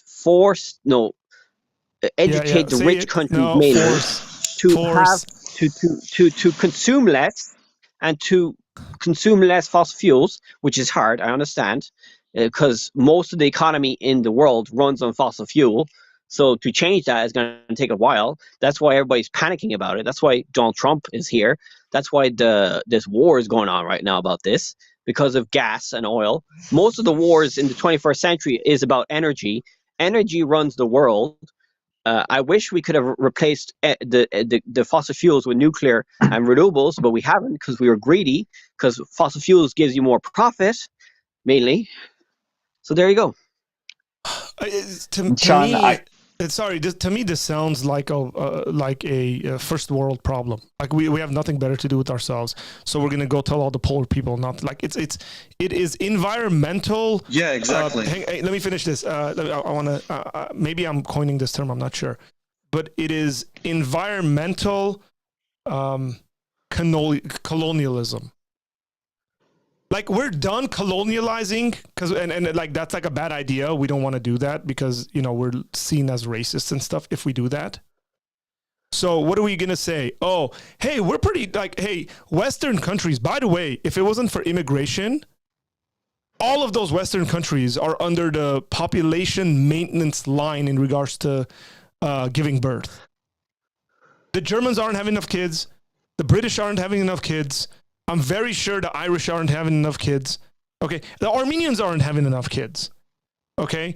The Americans, white Anglos, are not having enough kids. The only thing that is keeping any of these countries remotely somewhat above the recycling population, which is like 2.1 kids, right, is immigrants. The Mexicans are having kids. Generally in America, Yeah. immigrants What's are the having. problem with that? What do you have a What problem you're with telling me is we need to go and tell these. Here's. I'm going to use kind of rash. I'm going to use rash language here, okay, guys, just to get my point across. But the idea is we're going to go tell these immigrants who are poor and stupid and very religious that they need to stop having kids because they don't know any better. Like, what is the definition? No, I would let them have their religion, but just don't have as many kids. No, you wouldn't. How are you going to let a Muslim have his religion if the guy believes you can have more than 4 wives and have a lot of kids? Oh man! Well, that's the problem with religion, isn't it? You cannot convince someone that religion. You cannot convince a religious person to change their ways because it's in the book. That's the problem, isn't it? That's why I say that religion caused climate change. Daniel is in this. Hang on. Sean, Daniel's in this chat, and Daniel called in last week, and he was one of those guys who was religious, who to a certain extent still is, sort of, but who's changed his ways. Like, you can't say that. By definition, it's wrong. What do you mean you can't convince a religious person But don't you think that wrong? religious people can believe in climate change and other problems other than climate change and solve them as well and still be religious? I think religious people are and have been. The population question is probably the base Sean, problem of all the other problems. Sean, do you think schools are a good thing? Yeah. Do you think universities are a good thing? Yeah. What are you trying to say? You think hospitals are a good thing? Yeah. Orphanages? Yeah. You're Muslims welcome. don't agree with adoption. That's a stupid thing that Muhammad did. You're welcome. Marrying his stupid. Marrying his fucking. You are welcome. Yeah, sincerely. Religion has caused a lot of good Christians. things, but it has caused a lot of bad things as well. Same with capitalism. It's probably more good than bad. Okay. But overall, in the Western world, it's caused overconsumption of fossil fuels because religious people are more likely to be in the fossil fuel industry in America anyway. In Texas and all that. It's mainly Daniel seems to be disagreeing with you. Sean, I would love to take the opportunity to ask you a question about the fossil fuels. So what would your take be on, well, I guess first I got to set this up that I'll make a claim that most fossil fuel use in the West happens commuting to and from work. Would you maybe agree with that? Well, transport, I think, is probably 15% of all the CO2 emissions in the world. Well, I'm saying most transport is having to do with going to and from work. Yeah. Seems like I don't know. I'm not sure. No, I don't have a statistic, but just from living life, seems like most driving happens going to and from work. There's commerce, there's trucks, there's ships, there's planes. So I'm not sure if work is probably up there in America anyway. Okay. With the suburbs and all that. It's not sustainable. Suburbs. How would you feel about a policy which said if you're married, only one spouse is allowed to work? Because that could really help reduce climate fossil fuel use. Let's say we followed all the rules of Christianity and we went Amish. Let's say we all went Amish. The only problem with the Amish is that we're overpopulating the world, okay? If we all went Amish, we'll be overpopulating the world, so nature will be gone. It will be just cows and kids everywhere. And there'll be no more wildlife because there'll be overpopulation. Do you understand? So I agree with you. We can go Amish. Why? We can go Amish. But then I didn't say Amish. I just said we limit the population. I just said if you're married, only one spouse can work because we have to stop fossil fuel use. Yeah, that. How do you feel about that? People probably won't agree with it, but to be fair, a lot of the solutions for climate change, biodiversity loss, a lot of humans won't like, but they have to do. That's why I like religious people, because they like to sacrifice for the greater good, but they sacrifice but we're on not just bad sacrificing for the greater good. You can't use that for Christians, because religious people sacrifice with a reason behind it. Yeah. Right? And it's not just the propagation of the human race. Yeah, this is a...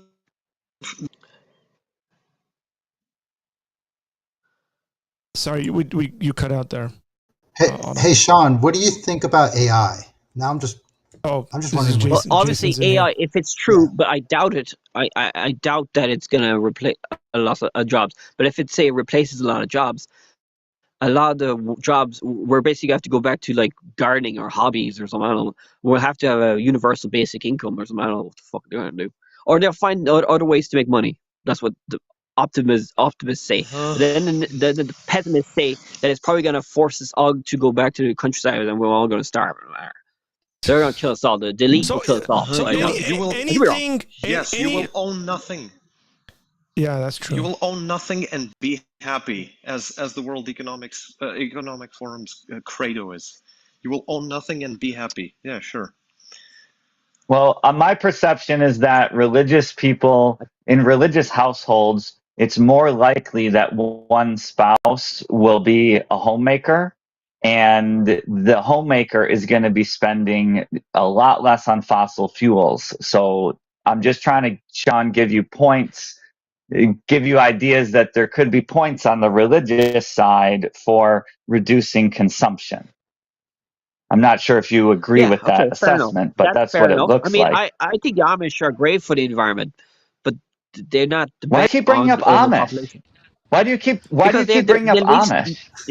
They have the least fossil fuel release in America, and they're religious. No, I'm just saying. Yeah, okay, but you don't have to be Amish to have one spouse stay at home, do you? Copy their lifestyle. Okay, whatever. We can also you could have females working as well. You could be atheist. No, and have why? I vote for the females to stay at home. But you could have females there's advantageous working. stuff. Look, what I'm saying is you can have them working at home, like with the computer. You can't work from home. Then you got to use a computer. Then there's all sorts of stuff that's needed for your computer use. So no more computers. No more computers. Exactly. Let's not look past the irony that you're making this argument on a computer on YouTube. Okay, so the reality is that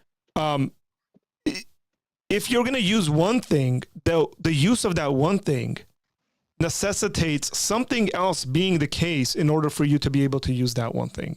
So if you want electricity in your house, you got to have individuals like my brother who work on high-end power lines to go and hook that up and make sure it's ready. And those guys need cars to get to where they're going, and they need trucks, and they need wires, and those wires got to be made somewhere. And yeah, I agree with you. I'm a hypocrite. And I think that the majority of the human race will not do what they'll need to do to solve this problem, because we don't want to have. It's not that they won't do it. I think it's that's why it has never been solved. It can't be climate change. They've been talking about climate change since the 1901. They knew about climate change since 1901, but we've done nothing about it because they've predicted doomsday events that have never come to pass. Yes, but a lot of them now, they're predicting that we're getting close to, if we keep on going to our current trajectory, we're heading to 4 to 3 degrees of warming in the next 50 years. And once that happens, there will not be much civilization left, basically. And I'm going to go back to my question. I'm going to go back to my question. Let's just say, because of our stupidity as human beings, we are blown back to pre-Greek times, okay? Pre-Hellenism times. What's so wrong with that, other than it being inconvenient? Well, obviously, our standard of living will be lowered. We'll have less. Our lifespan will be lowered. Well, we could still have healthcare. No, the Cubans did it. Example of Cuba. Sean, Cuba used a lot of fossil fuel before communism happened. Communism collapsed in the 90s. The communist hellscape. Yeah, I Hey, know. by the I'm just saying an example by the way, of what can Adam, happen. Adam, what year were you born? Adam, can you hear me? 1995, after Okay, Soviet. yeah, you were okay. So I was born in the Soviet Yeah, Union. yeah. My birth certificate says USSR. Adam is pretty well acquainted as to the hell of communism. Generally speaking, I think I won't go into details there. But what I'm going to say is that the point I was making, I'm asking you a question, and then you tell me this is what will happen. Like it'll be inconvenient, or it'll be like this, or human X. Like, how come we're like not concerned, for example, and we frankly don't care about people living in some of these exact conditions in the world currently? Like your day-to-day life It's because doesn't humans in are any way. selfish. Okay, Obviously, if you want to so have a good lifestyle, you have let's to take care of just be yourself first. selfish. Ah, What's we wrong got with there. being selfish? Here's You the could be thing. selfish, and, you know. So It's why do actually I more need some selfish to save the utopian? environment than not to be. Here's what I'm saying is, if we're naturally selfish, okay, and our selfishness has somehow gotten us this far, okay, why do I need some utopian doomsdayer to come and tell me I need to have one kid and not eat steak? Where I'm like, dude, Wait, so you're what is your born, you solution live, to the, and you die. I want my steak. So what is your solution? What would be your solution to the climate change and all the other problems? It's not only climate change. It's peak oil. Sean, It's peak phosphorus. It's everything else. There's not only. I don't have a it's not only solution. climate change. I don't have a solution. Sean, Is religion? Is it religion? No, I just told you I And don't have heaven? a solution. no. So you're Sean, just Well, going to keep on Sean, living your lifestyle. if you asked me without that giving a question, Very extreme. Sean, Sorry, Daniel Daniel, here, go ahead, and if then you asked me that question, I would ask you, I think you have a lot more work to do on proving the case that the problem you're seeing even exists. That's what I would say. Wait, so you don't even think climate change is a problem, is it? Not the way that No. you're describing it. Wait, so you're saying that it's not even man-made? That there isn't even a climate change at all? You think it's all because of the sun That's not what I'm and saying. other things? The second law of That's not what I'm saying. thermodynamics. sorry. So what are you saying? Sean, hang on. What is Let your me- solution? No, I'm saying that the way that we're you saying have that described it's not on the is- West. Sorry, Okay, go ahead, Daniel. So let me Sorry. just take back control here, guys. like for example, I think you're saying things like, if something radical doesn't happen, civilization is going to collapse in like 12 years or something. That's what it sounds like you're saying, and I'm saying I don't think that's the case. Alexander occasional cortex. I follow different scientists, and some scientists are more pessimistic than others. Okay, and I'm more of a pessimistic guy. I'm more of a Okay, and I'm the saying only that reason humans you have have survived not is because the convinced ones that me. worry You more have done a survive. you've done a poor job of convincing me that any of it is even real. Wait, so you want me to convince you more that climate change is real and the other problems as well? No, I don't. I'm just saying you haven't done a good job of it. That's all I'm telling you. Okay, do you want me to convince you again? More proof? Probably not. No, because I'd say if I told you all the things, you would still be in denial because you don't want to change your way of living, because your way of living is better than what my solution would be. That's basically it. Humans are selfish, and I'm one of I don't them. think that's the I'm a case. hypocrite as well, and that's why we're fucked.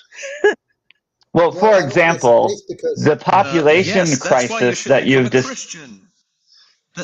the population crisis you've described, I think, has almost no evidence That's why you should behind become a it. Christian, Sean.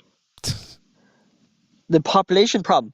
Okay, let's say we're all religious and Christian. Let's say we were a utopian Christian world, right? Everybody was Christian, whatever denomination you want to be. Sean, I'm an we would, atheist, just so you know. we would care, I'm not we would care about the arguing for environment. We would care Christianity. about- Hey, hang on. I don't want to mute you guys.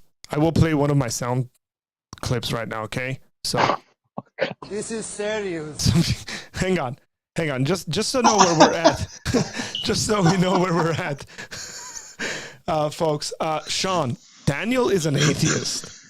Okay. So over here we have right now on the chat we have Daniel, Autumn, myself, Jason, and Sean. Jason is a believer. I'm a believer. Autumn's a believer. Who wasn't a believer, by the way. He wasn't. Autumn, you weren't raised in a believing home, if I'm understanding things right.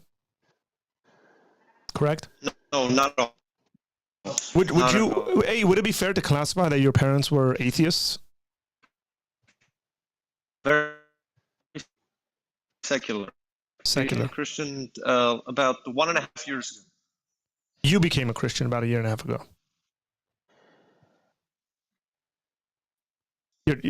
Your internet's kind of dragging. Yes, Go ahead. Most of what you said cut off. Could you repeat the question? I said, would it be fair to say that your parents were atheists?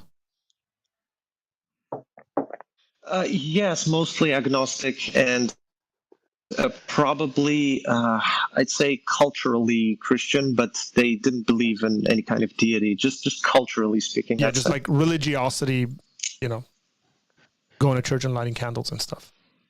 No, not even that. Not even that. Yeah, just go to church during weddings.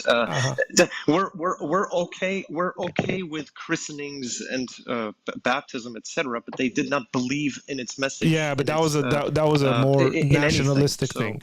That was a more nationalistic thing. It was an ethnic sort of thing. Yes, correct. Yeah. Correct. I mean, they would have been probably. That's your parents were educated under communist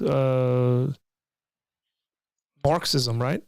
Correct. Like Lenin, Marx, and Engels. Well, yeah, pretty much. They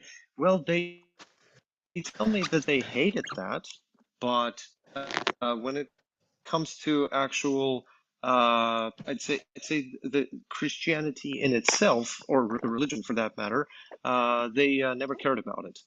So I would say that their worldview is very much secular. Yeah. So again, it's important here to know that it's not necessarily everybody has the background here as to how we grew up, or like Daniel would have been the guy on the other side because he would have been raised in the church and all that stuff and has walked away from that stuff.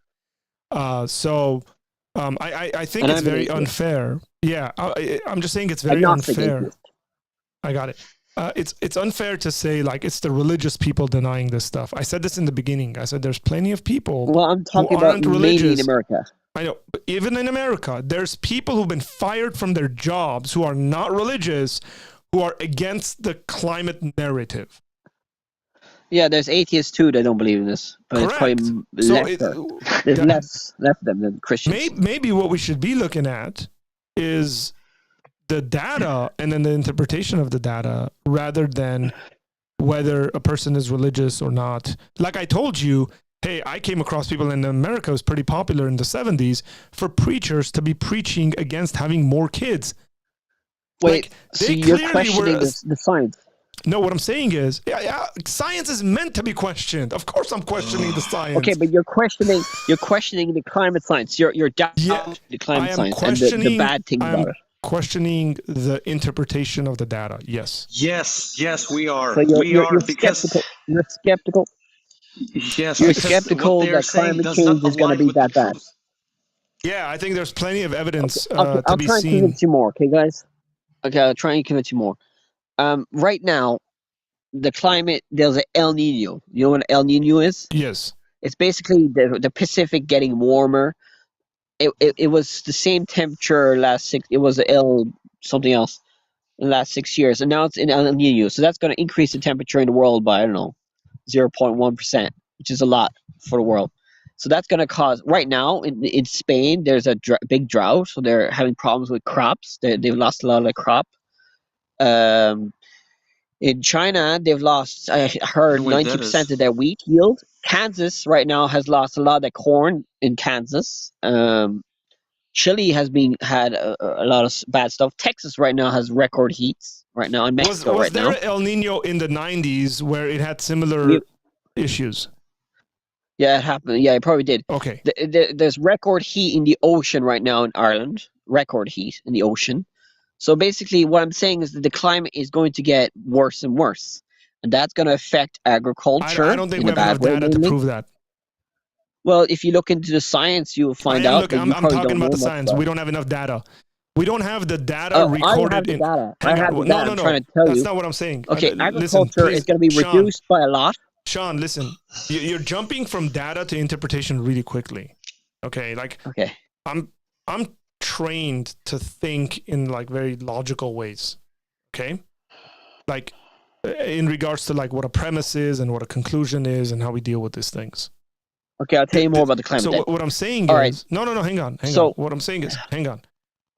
How many years? Someone tell me. One of you guys tell me. How many years has it been that we've actually been measuring and graphing heat and all that stuff? When somebody says something like, when somebody says something like record heat, it's the warmest it's ever been. I'm like, no, no, it's the warmest it's ever been since you started recording it. Yeah, 150 which is years, a very small, minute thing in regards to the history of the world. Okay, I'll tell you why climate change is so bad. But hang on. Well, I would like to add something. Sorry, Daniel, go ahead. On the, so you said, oh, the corn is going to collapse, or wheat is collapsing, or is going to collapse. That's a claim, okay?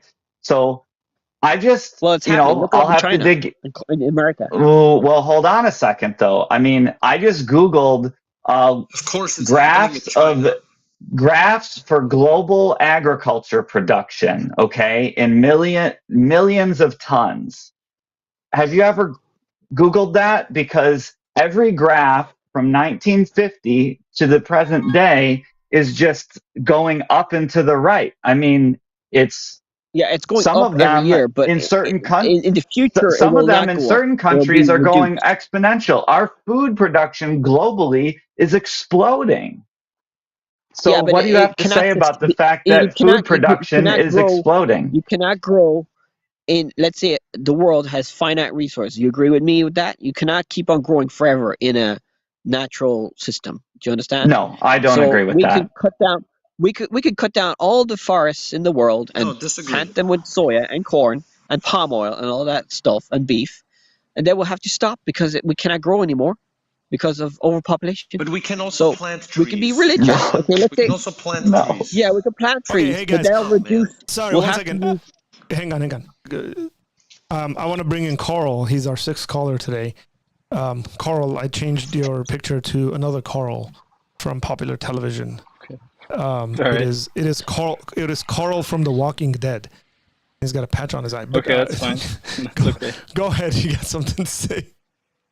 I just want to say I have 2 comments, and if the other people would allow, I'd like to ask Sean a couple questions and then make a statement at the end, and I'll leave and you guys can continue. First, I want to say, just in case Sean comes back and says philosophy is woo, that philosophy is not woo. I want to define a worldview as metaphysics, epistemology, and ethics, which, and I think this whole climate change thing is a big worldview question. Specifically ontology, what is, epistemology, how we know what we know, and ethics, is it moral or is it immoral? And I don't think Sean has given us any justification for any one of these 3 branches of philosophy that make up his worldview. And I think you really had a good point where you said, why is it bad that that humans, cease to exist? From an atheist perspective, I don't think you have any good justification for that. Where the Christian does have justification. Okay, Sean, morally I have wise, maybe questions. You're right. Maybe you're right, but that doesn't mean that atheists have to do that. We could believe in that there's no moral justification for that, but that doesn't mean we have to follow it. It's the same with fucking religion. We believe in. But that would be hypocritical. Can you kind of keep it like PG and not use these words that you're using? Well, sorry, I'm like. The excuse for the Irish is I'm Irish. He's Irish. Sorry. I'm Irish. Yeah, but I'm Armenian. It's not like I'm going to start. Yeah, I'm Armenian. Doesn't mean it excuses me being violent. Yeah. So I have a couple questions. No, it's plain. Sean, I have a few questions for you. You are an atheist, right? You don't believe that you believe that agnostic atheist. I can't say I'm 100% true. 100%. Okay, I don't know. but you I believe don't that the really natural world understand the is all that terms, there but is? anyway, I'm just saying I'm atheist. Okay, That's fine. That's fine. That's fine. agnostic. Just deal with agnostic. Okay, but you believe all that we have is the natural world, right? There's nothing beyond that. Yeah. Okay, and you Yes. believe that climate change or people hurting the environment with whatever means you think is bad, carbon emissions, or, whatever you think is bad. You think that is an evil thing? Yeah, but I wouldn't call it evil because that's a Why? religious connotations. But yeah, okay, I'll call it Sure, evil. but it's bad.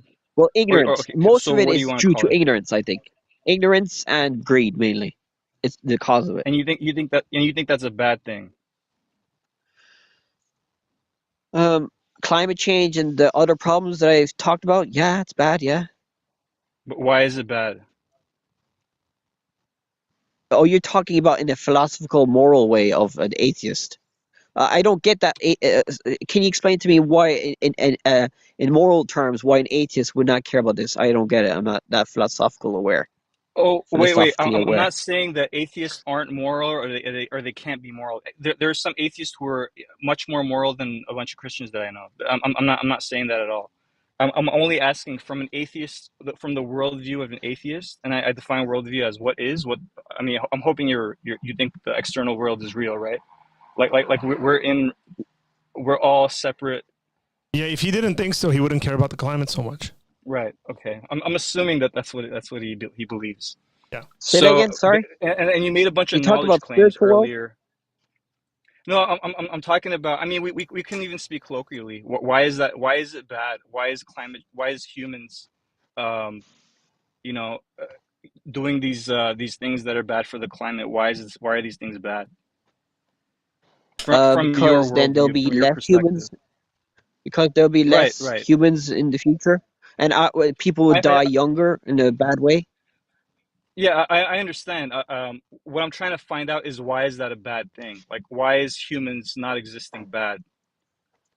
Well, I What's bad guess about if that? you to talk about it philosophically in moral terms, there's nothing wrong with not existing. That's what happens in nature.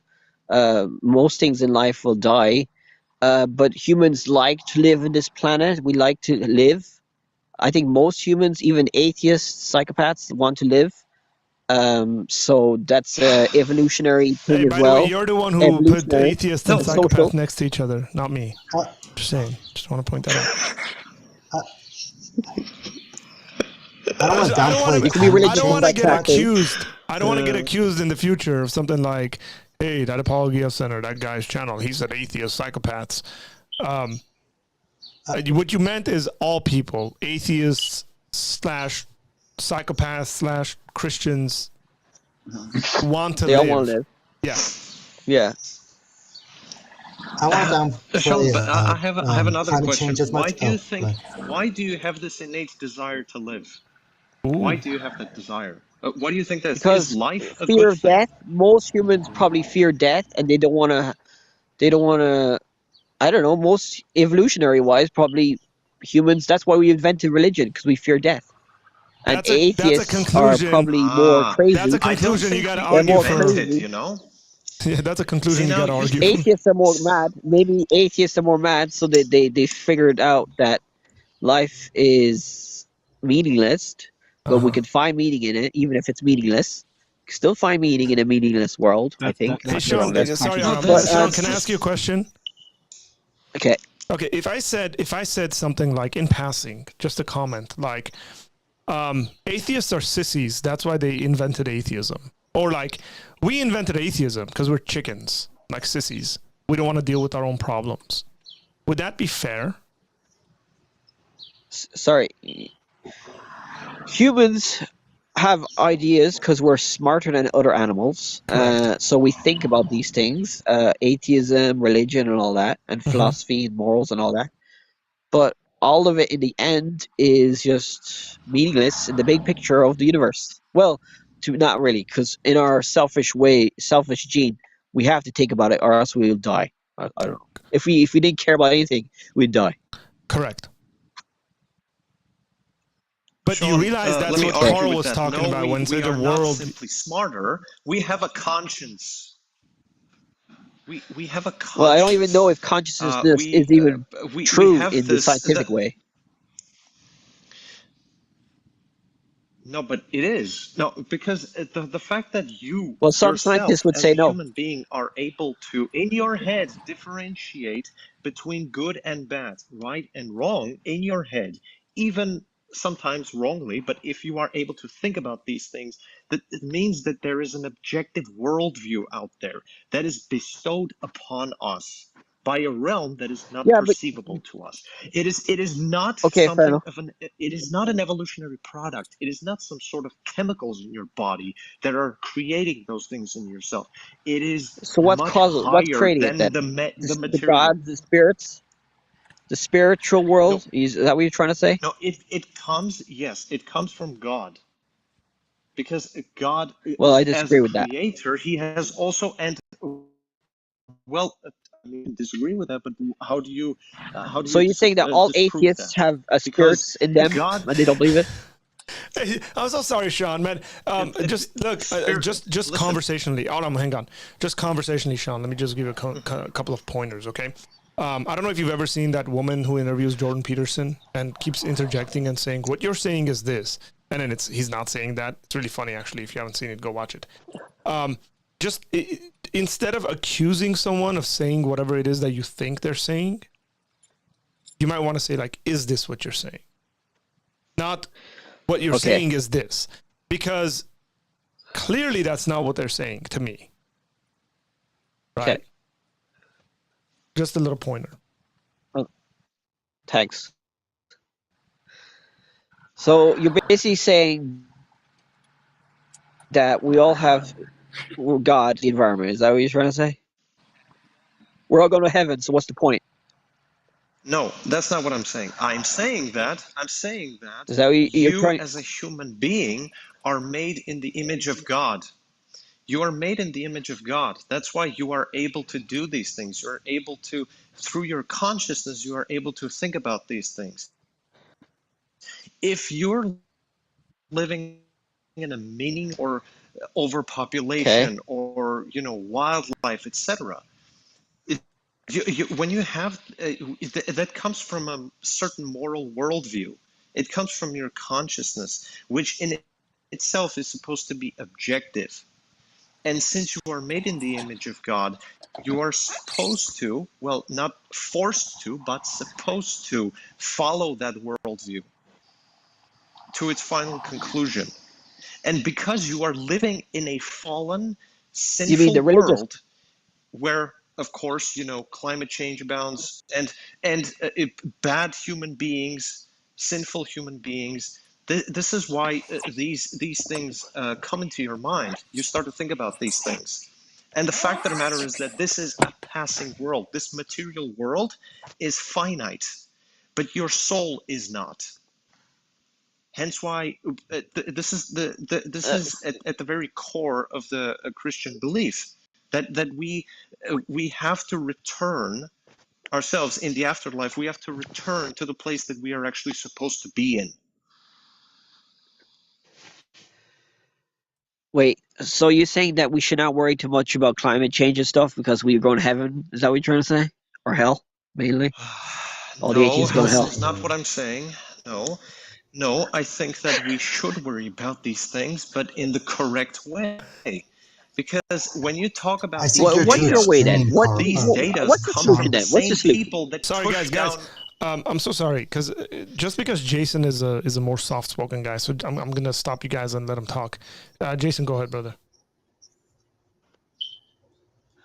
Sean, I think you're just too extreme. Like Sorry, I you're can't control too myself. extreme to one side and on climate control that I don't think you can go to that extreme, because if you're going to that extreme, you're gonna affect people in the way that you're not meaning to, because you're actually moral.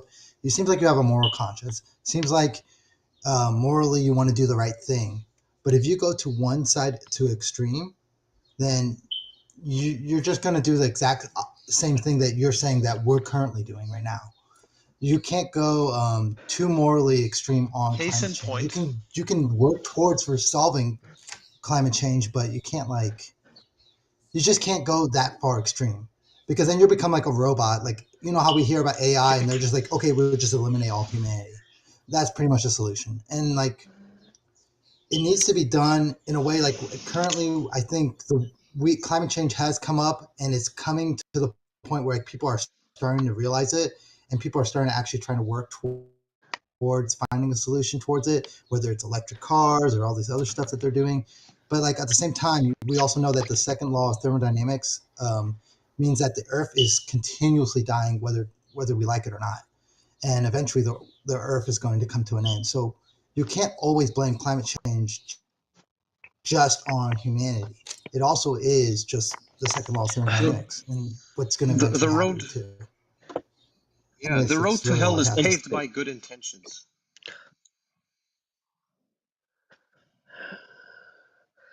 Yeah, religion was one of them. So yeah, I understand. But you can still be religious and care about the I think environment. that You is can still unfair for you to. apply the solutions. I think it's unfair for you to just point religious people as the problem, though, because that's not No, fair. I shouldn't. I'm blaming religious people now because I'm a religious channel. But I should be fair. I think all humans, even if the whole world was atheist and we weren't aware of climate change, and I still think humans would have fucked up the planet. Oh, sorry, did bad things to the environment, even if we're all atheists. I probably agree with you there.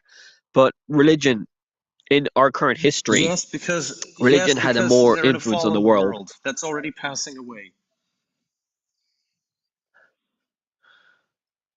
Wait, so your solution is everybody go become religious and don't worry about overpopulation and the consequences of that in the environment, No, and no, keep on using fossil fuels. no, The no, solution not is to take small religion. steps. No, not please. When you say religion, you have to understand, because that in itself just I think that term encompasses just traditions or rituals for the sake of it, and it's not the case. When you actually have a belief, it has to be based on objective truth, and the objective truth says that if there is a moral conscience, then we should of course follow it to and find the correct solutions, and that in itself would lead us to care about the climate, of course, and care about the environment that we live in, and do the right thing.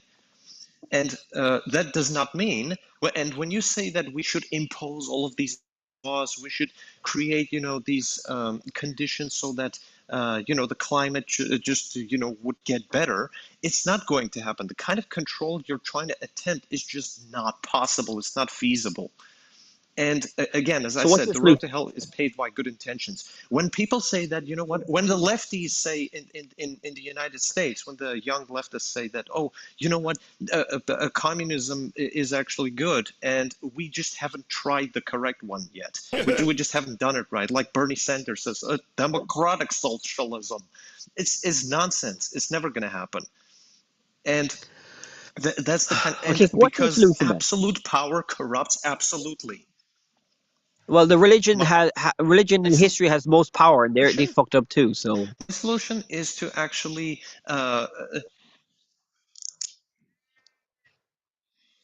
listen. You're blaming the belief itself, and that's not the right thing to do. It's the person who has those beliefs but doesn't actually follow them. That's the problem.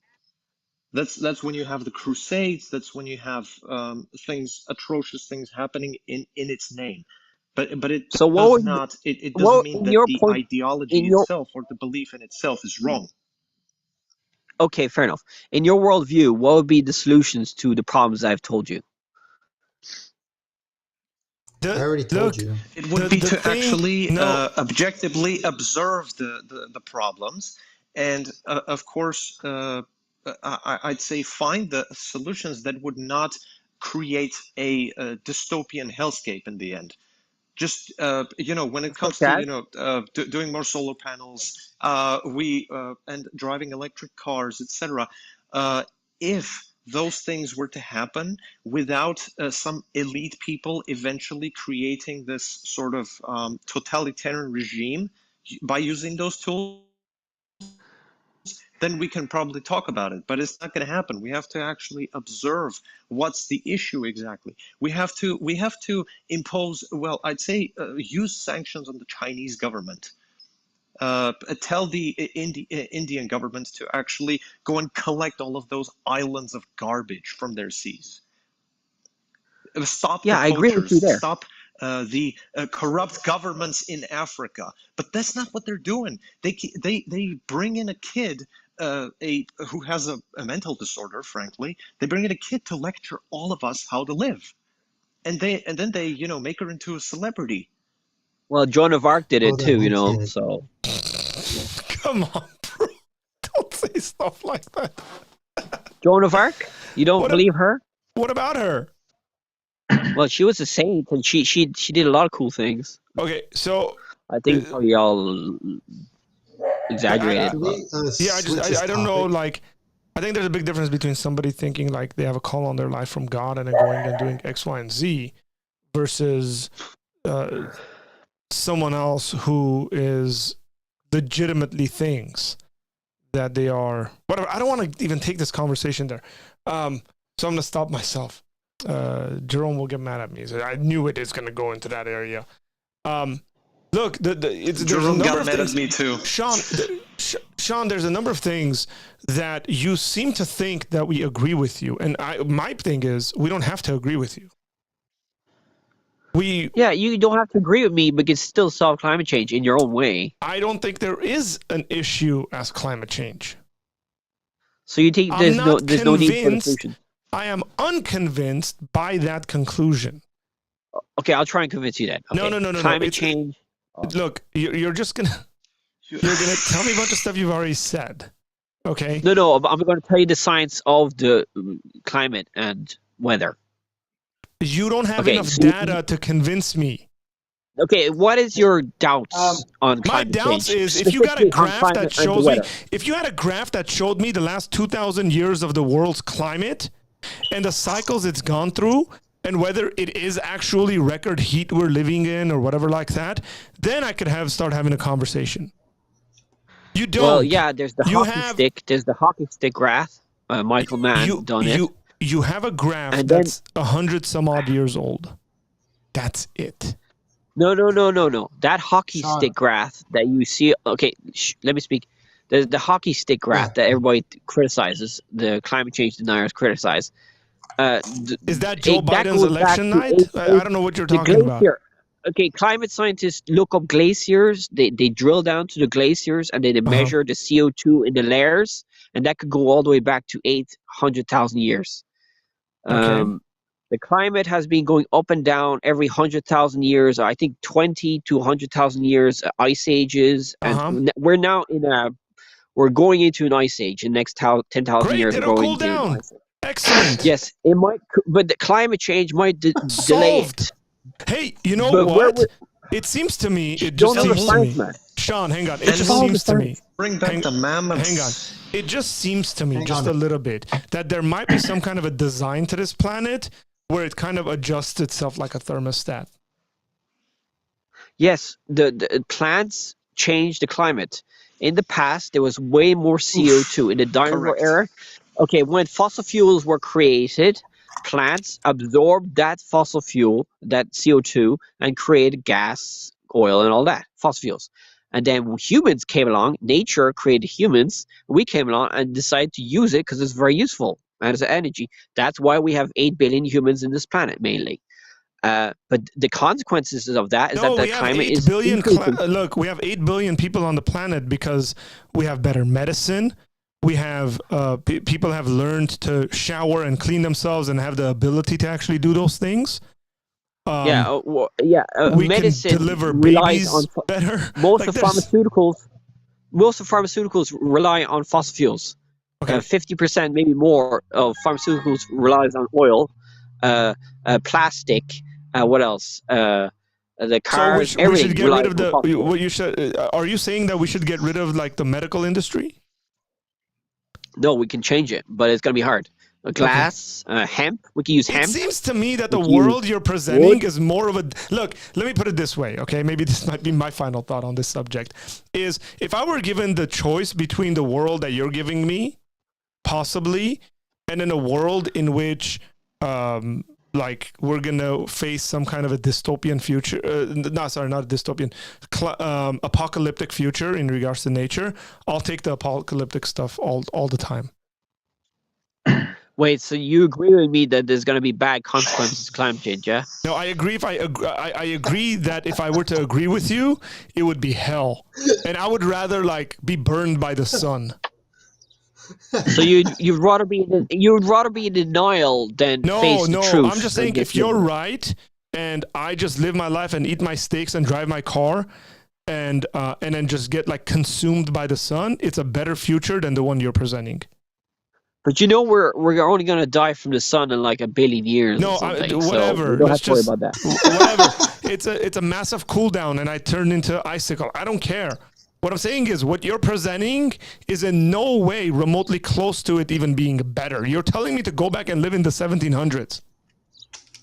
But that's reality, mate. No, reality isn't always reality. nice. No, it's not reality. It's what you want me to do. Religion has nothing to do with reality. It's all made up to make us feel better. That's what it is. It seems to me that atheists can do the same thing. Atheists can do the same thing. Correct. We can lie to ourselves that communism is real. We can lie to ourselves that we could solve subject? climate change.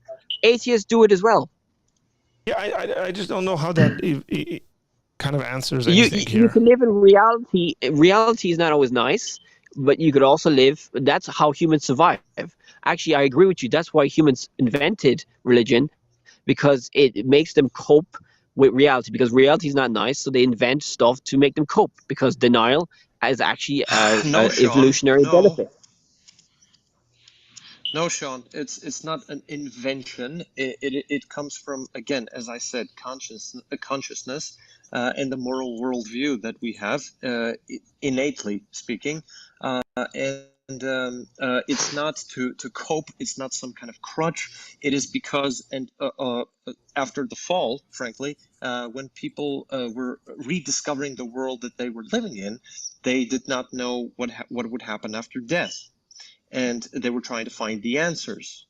And of course, you could say that, totemism and the pantheism, etc., that happened were, of course, ways that they were trying to find answers to those questions. But eventually, they were always going to, the right answer was always going to be Christ. So that's how it is, frankly. Yeah, well, Sean, the I majority would of the like world to- doesn't agree with you. So we're all going to hell. Is that it? Is that your reality? Hell for the majority of the world? It's kind of fucked up, isn't it? Sean, I think my reality I would is like more to nice give than you- your Sorry, reality. hang on, guys. Daniel, go ahead. I'd like to also just give you my last word. Maybe, well, I have a question, and then, maybe just as I see it, because we have, I'm not a believer, but since I see this planetary climate thing very different, I'll tell you one thing that might help you out. But so my question is, if you had a plan for humanity, and you had to pick between these two things, one of them is humanity has on an individual level, but also on a global scale, people in general had a very happy and fulfilled life, but they didn't live very long. Like they only lived till they were like 35.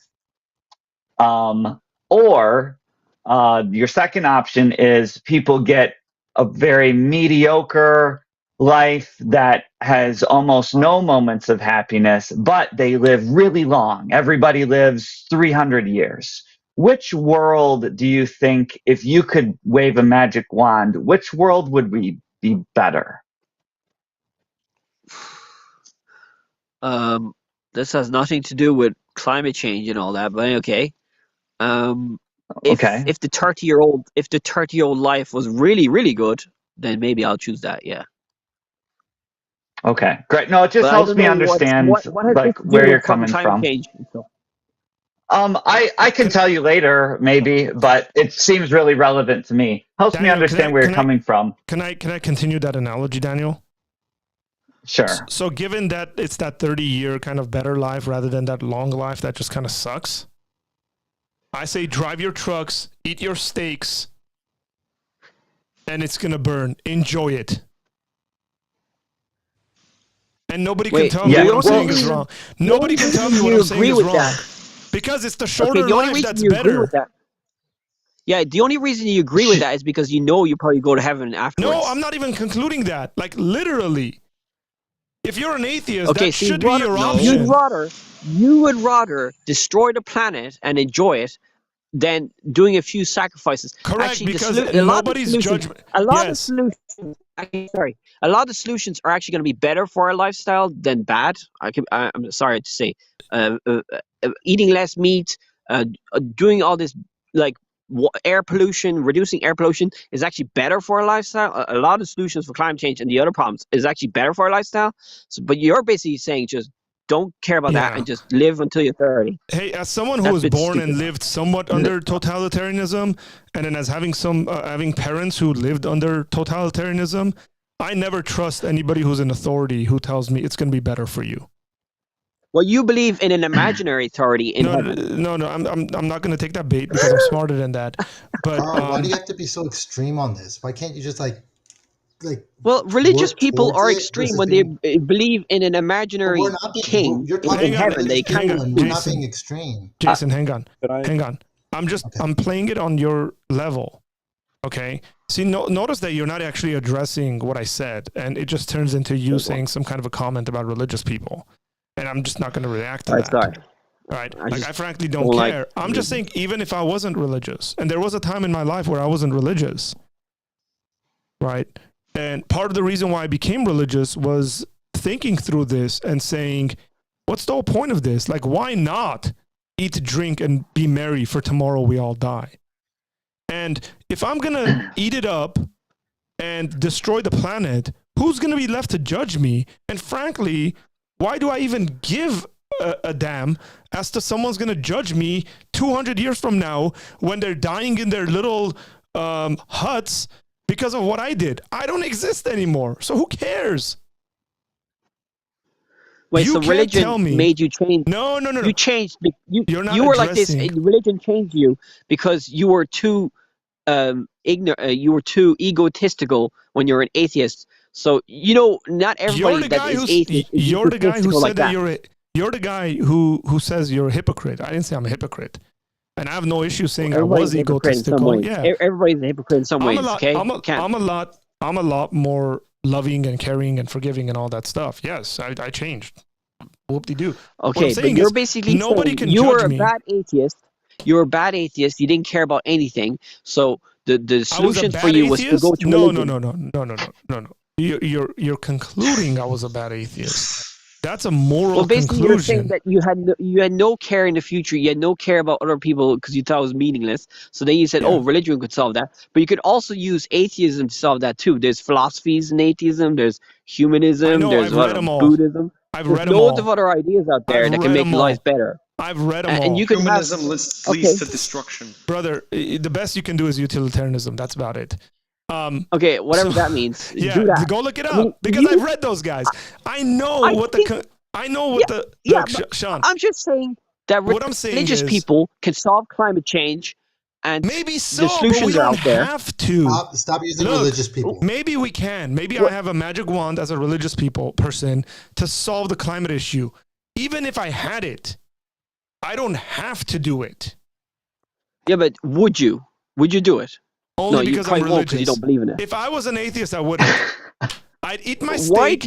I'd stream on YouTube. I'd drive a gas guzzler, and I wouldn't get solar panels. Yeah, but what is the reason why you don't believe in climate change? Is it because you don't want to change your lifestyle, or is it just you're not convinced of the science? I actually have like 20-something solar panels sitting on my house. So putting that aside. 26 actually. what I would say is that I don't agree with your interpretation of the science. And So I'm you not don't alone. agree with my extremist views. You don't agree with that it's There's going to two get things, bad. There's two things I disagree with you. Number one, I don't agree with your interpretation of the data. Number two, your solutions to the problem are no solutions at all. It's a dystopian, totalitarian tyranny. Give me your solutions then. I don't have a solution. I got solar panels on my house. You don't want to give any more solutions? You can't do it that far. Yeah, but the problem is we've delayed it. The problem is we've delayed it so much Dude, that now I was born in we're 1985. I haven't delayed anything. No. I'm just saying in a school way. Let's say we're not doing our homework, so we've delayed it now so much that we have to be forced to do extreme things. You understand? So and that's what I'm saying. Your solution is a totalitarian. Have you seen the movie Demolition Man? Yes, with I can Stallone solve and Wesley this in a Snipes? democratic way too. You can't. I can solve this through You education. Can't. We could solve this. No, you can't. You cannot. So you're basically saying you need a You're telling dictator people to stop do flying it. then. Yes.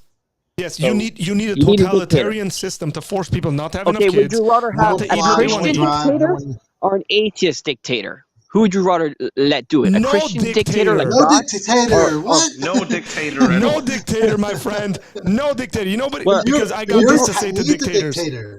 I have enough experience Would you rather to have? handle you. Would you rather have God dictating it to you or Yes, because he's an good. atheist?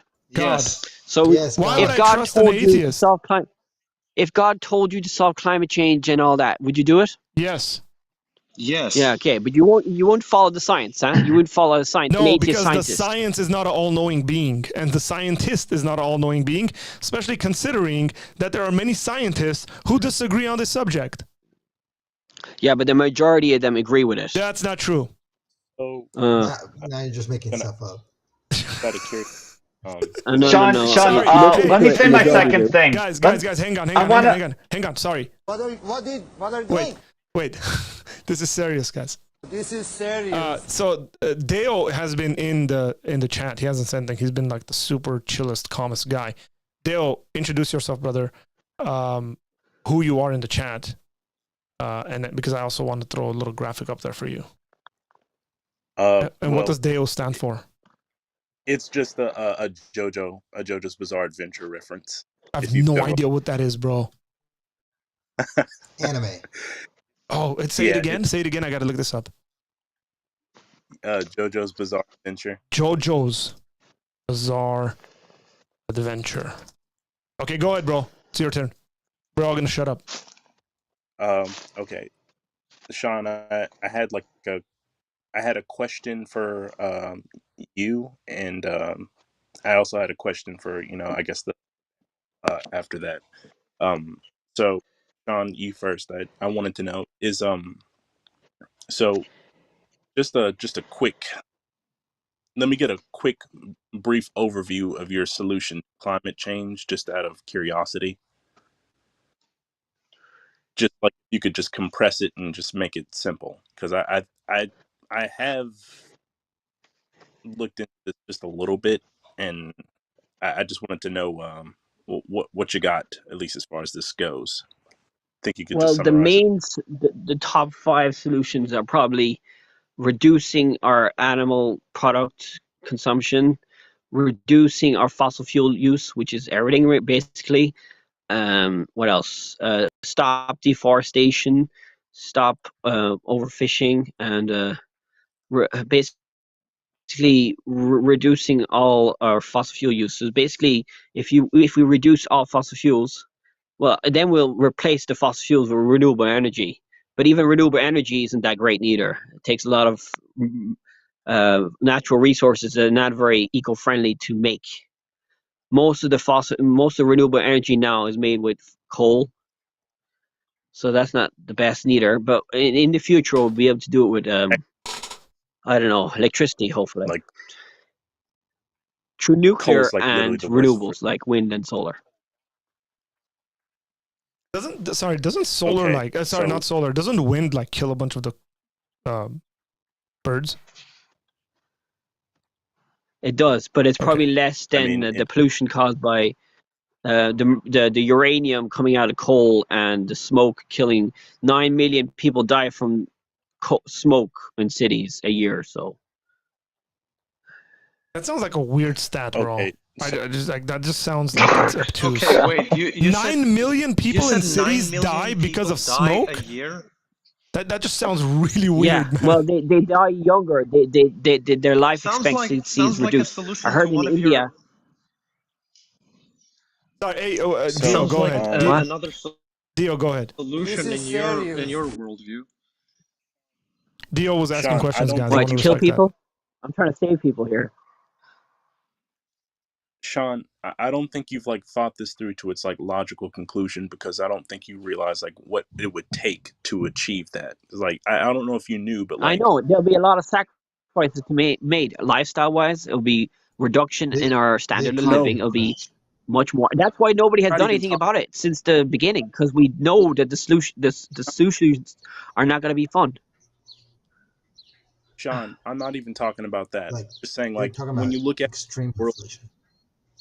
we don't even pollute. Like at least in the West, we're not even responsible for like the majority of the pollution. It would be like the Middle East and China. So it's like you'd basically have to either convince them to basically standard of living, or basically drop a bunch of hydrogen bombs on them and kill them to get them to stop doing that. No, Like no, you no. can't convince them. I told us before Exactly what I said at the that the start. West is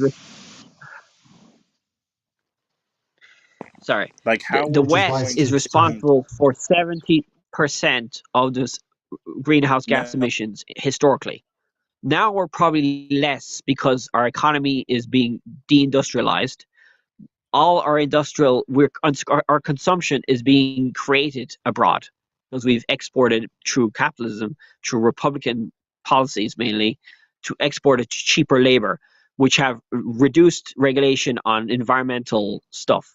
So most of our pollution is imported through Asia and poor countries. So we still pollute a lot, but it's externalized to poor countries.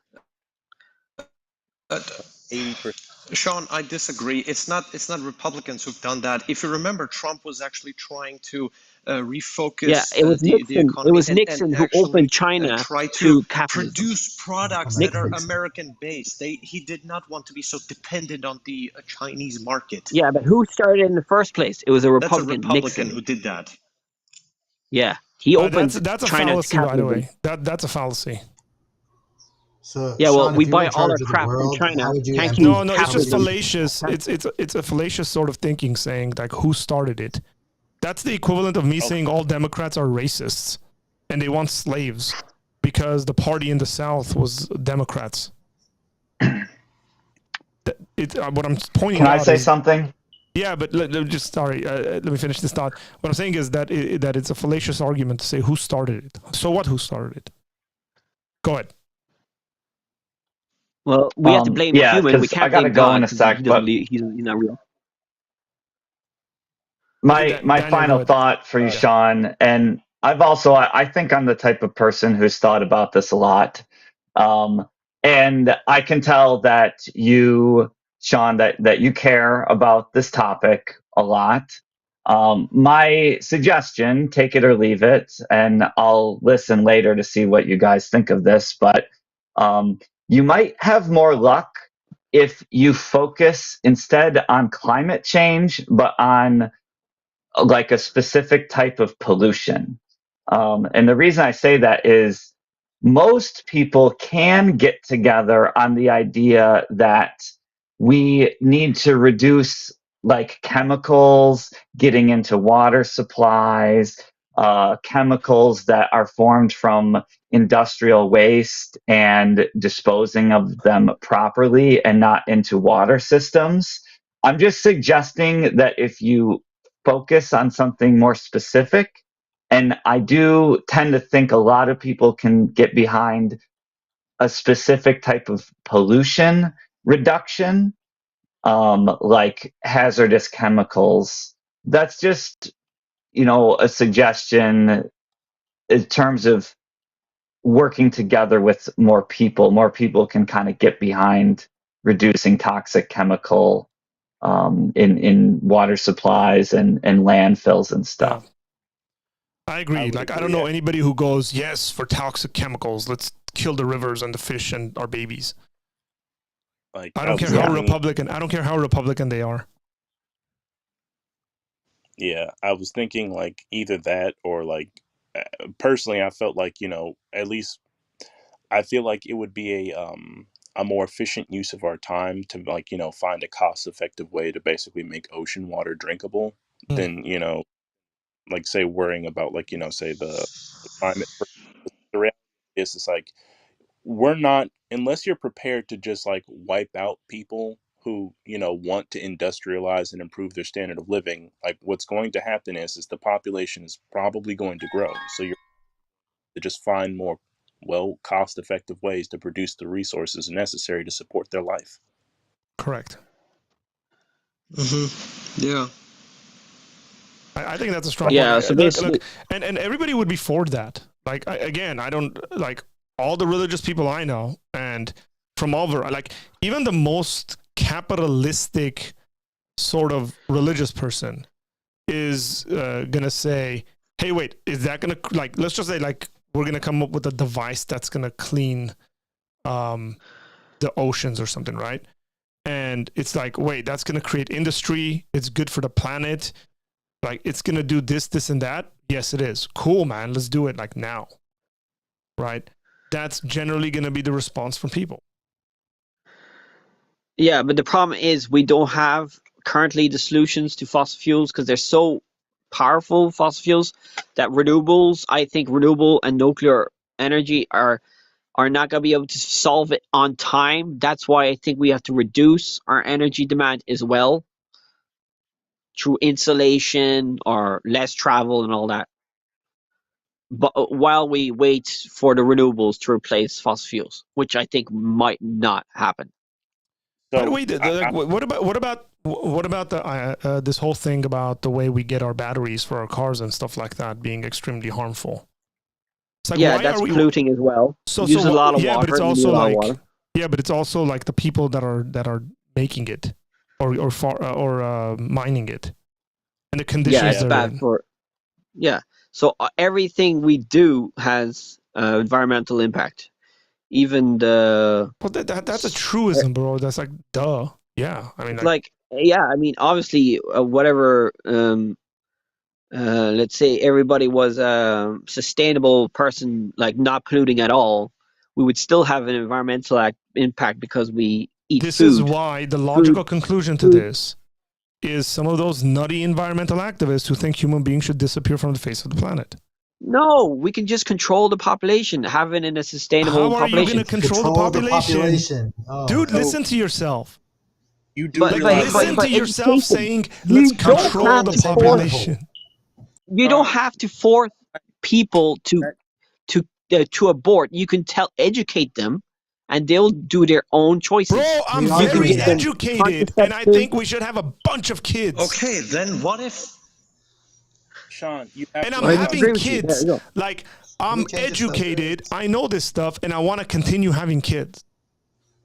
But if everybody taught like you, it'll be overpopulation, and there'll be not enough environmental resources to sustain us. You have to realize there would be because we'll innovate and create. Wait, like, so you think we're going to go to other planets and Mars and stuff like that? Hey, Elon Musk thinks so. Yeah, well, Mars is very unlikely according to scientists I follow. We're smart. We're smart. I think we'll be able to manage. Yeah, well, we're not managing currently. It's not looking good so far. That's not true. That's a conclusion. That's not true, Sean, because we've been saying that for years. Okay, whatever. Okay. I do have okay. Let's say I agree with you that we're allowed to have as many kids as you want, but you would agree that we can also do the other things as well,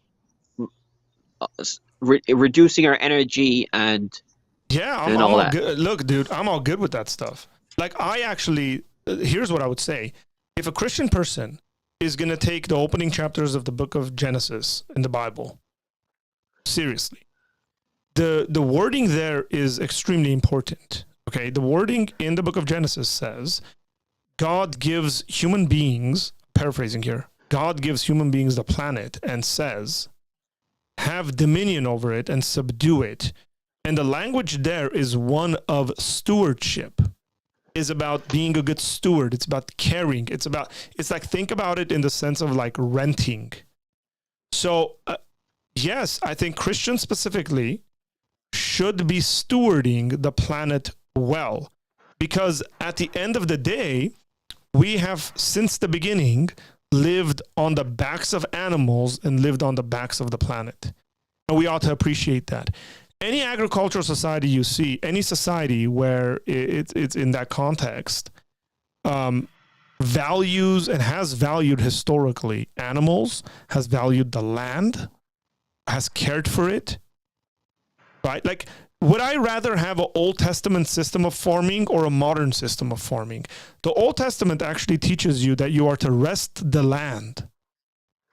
Modern systems of farming do not allow the do not allow the land to be rested. They overfarm it, right? So that's like biblically accurate, and I'm cool with all of that stuff. Okay. Okay. So your way of thinking would be there would be overpopulation, but we'll all be agrarian. I don't think But there will be you know there's overpopulation. limits. There's limits to everything we do. In nature, there's limits to everything. Okay, let's say we were all religious, let's say, and we had as many kids as we wanted. We would not be able to take care of the world because we'd have to take care of the humans. We cannot take care of nature because we need to destroy nature to take care of humans. I think that's a false dichotomy. I think that's a false dichotomy. No, I mean, tell me a way to keep on growing the population without destroying the wildlife in totality. The fish, the wild. Sure, I heard there's only 4% left of wildlife left. The rest is and human beings have, animals. have been the. Are you saying humans have been the cause of the death of all the wildlife? Well, most of the extinctions that happened in our lifetime. Most extinctions. If I take an evolutionary perspective on this, most extinction has happened because most extinction has happened. No. Humans in the Stone Age times, 100,000 years ago, made extinct the mammoth. There's other animals as well I'm going to let Autumn comment on this. This is his realm of existence. Hey, are humans the reason why mammoths went extinct? Yes. Well, to an extent, yes, sure. But the thing is that Neanderthals ended up going extinct themselves when they were because of Homo sapiens. Mammoths. Homo in sapiens North killed them America. out. But here's the thing: it's not only them that had that effect. The Ice Age itself had that sort of bad effect on. Correct. There's like an economic but reason they went extinct. But no, the mammoths were around in the Ice Age, but humans killed them in the Ice Age. But then eventually life goes on. Life goes on. I'm not saying that we shouldn't do anything about you're saying any kind of climate crisis because of that. But no, listen to me till the end. I'm saying that we should be able to care about the climate, but fact of the matter is that life sustains itself. Life eventually continues. It breaks free, crashes through barriers. Fair enough. It does it. I'm just saying that. Let's say we didn't believe there was no climate change and there's no problem. We would still have other problems other than climate change. Like, I heard that in the Middle East, the Fertile Crescent was deforested because of agriculture. So we could have ways of farming that is more sustainable. There's permaculture, veganic farming. There's restoration agriculture. There's loads of ways to farm more sustainably. But even if we farmed sustainably, more eco-friendly, we would still have to control our population, because even if we had an increasing population, we would not be able to sustain it because we wouldn't have enough water. We wouldn't have enough pollinators because we'll be killing all their habitats to pollinate our crops. Obviously, let's say we had an infinite growth of human population on Earth. I'm not talking about other planets. Do you think that's sustainable? Probably not. What if you're wrong about cutting down the population? So I kind of you're telling people to not I'm not have babies, and you're down. wrong. I'm saying just maybe like when cut he it brought down. his We can example up reduce the earlier. population other ways. We can reduce the population in a nice way or in a bad way. So sorry, hang on. I want to address that, but let me let Dio go first. I was gonna say, like, you do realize you were talking about, like, educating people and everything. So the thing is, it's like, even with like education, you have to realize that like people's values and desires they're not universal. That's what I was gonna. Yeah, that's a really good point. Yeah, exactly. Free will. And I don't think it's going to be a small number either. A number of people who just simply don't want to participate. You do realize what the next step is going to have to inevitably lead to, right? And I want to ask you, are you prepared to kill those people who don't want to play along in whatever you suggest? Wow, it's already happening. It's already happening in the world right now. How? There's people that don't believe in climate change in America. No, you Let's didn't say, answer the question. Hey, that's sidestep. I'm not going to allow that. Prepared? Are you prepared? So no. No, I would not go to Guys, war. hang on. Vegan. Let's say if everybody was vegan, they would not go to war. They can't. Why? If the whole human race was vegan, there'll be no war, I think. Why? No, that's not true. Actually, well, how does that logically follow? Let him answer the question. He's changing it again. How would that happen exactly? How would that work? You'd have to. You would answer the question. Are you prepared to do it? There would okay, would I be kill someone that doesn't believe in climate change? No, I would not. In my moral views, no, it's not just climate change. Okay, let me rephrase that. I think this is a really good question Dio asked. How many Muslims are in the world? A lot, too many. Whoa! Don't say that. That believe in Islam. Correct. Not the religion, not the people. Yeah. Okay. So what's the population of Muslims, guys? Someone give me a stat. Hurry! Google is in your 1.1 billion. How much? I don't know. It's 1.5 billion. It's less than Christians, but it's going to overtake them in 40 years. That's assuming a number of things, but sure. But they're increasing mainly because of population growth, not because of conversion. Yeah, that's also assuming that Muslims won't leave Islam just because you're born. Yeah, I heard that in Iran, there's a lot of atheists now in Iran. Iran, yeah, atheists and Christians. Iran has the fastest growing Christian church. Is growing in Iran. It is. About 1.7 billion. 1.7 billion people in the world, let's just say, currently. If you go to them and you say something like... Yeah, I was going to say 2 billion. Sure, okay, so whatever. Yeah. So about 2 billion, right? So we got 8 billion people. I remember when it was at 6 billion and they were saying it was overpopulated. But let's just say you go to the 2 billion people, you say, hey, you lot are having way too many kids. Okay, you guys got a lot of stuff that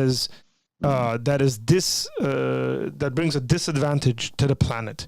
You guys believe in polygamy, which results into more kids. So what we need to do is we need to change Islam and get rid of the polygamy thing. Right? And then they look at you and they say, no, because our prophet taught us that that's completely fine. And you saying that goes against God. So they fundamentally disagree with your solution of having more kids. You seem to think that education somehow is going to make people just agree with you. Yeah, it's true. I'm wrong with that. Yeah, there's no way. That's very educated people will say no. What's your solution to this problem? What's your solution? No, hang on. I'm just saying. We're giving you it. I'm giving an example. I'm giving a real example that Dio asked. It's like, what do we do with these 2 billion people? And then if they're disagreeing with us, and considering whatever the rate of their population growth is, they could potentially be whatever, let's say 3 billion in the next 30 years, right? Like, what do we do with them? According to you, what do you do with people that you can't in any way find a common ground with?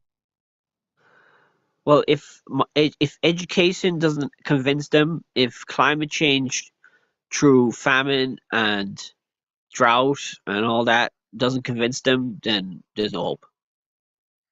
Okay. So we'll all go to hell in heaven, whatever. Well, or the atheists go to nowhere. Atheists go nowhere. That's not true. But yeah, we could have done that a long time ago, but now it's a bit late, so now we're panicking. That's why I'm panicking right now. I was going to say that was a really good example because like there's a substantial number of Middle Eastern countries who's like basically their entire economy, their primary export is like fossil fuels and natural gas. Correct. Like that. Yeah, and they're trying to change too. They're scared shitless as well, and they're trying to Because they think change they're going to fast. run out. Because they think they're going to run out. Yeah, money wise, yeah. No, I'm just because look, I told you guys, I gave a couple of real life examples about people not having babies because they bought into the stuff that was being taught and preached in the 70s. Okay, like I gave examples of people believing religious nonsense that made them not get married, put their life on halt. It's like, let's just say we go with what Sean is saying, and then we go, this is just the reality of it, the truth of it. We should stop. We should be responsible and not have any kids. Don't get married. Don't have kids. Okay? No, I would say maybe. Hold on, Sean. Let him finish. No, because Sean, the thing is that you or seem two to be. Why? And if it gets really that's just to appease people. That all you're doing is appeasing people. You want to do it the real way. You tell people you can't get married, okay? You can't have kids because this is going to mean that we're going to be exterminated. We can't get the Muslims on board. Okay, let's say I'm right. Let's just put it this way. Okay, We can't get the Muslims on board. Okay, let's say I'm right and the end of the world is coming soon. Sean, let me finish my That's analogy. what religion. Finish, Sean. Let me finish my analogy. So we can't get the 2 billion Muslims on board. So the rest of us need to do this by not having kids and stuff like that. And then we go with that. And then 30 years later, we realize the science was bogus, that people were making wrong conclusions, right? Like what kind of response, what do we do to the people who came up with those laws? Exactly. How would we punish the people that came up with this nonsense? You're just going off theories and everything, and just the sad part about this is like oftentimes, and this is like the nature of politics in general, the people who come up with these bad ideas basically never face any responsibility for anything that they put into legislation. They basically just like go on and they live a happy, peaceful life, and it becomes somebody else's problem. Yeah. And then they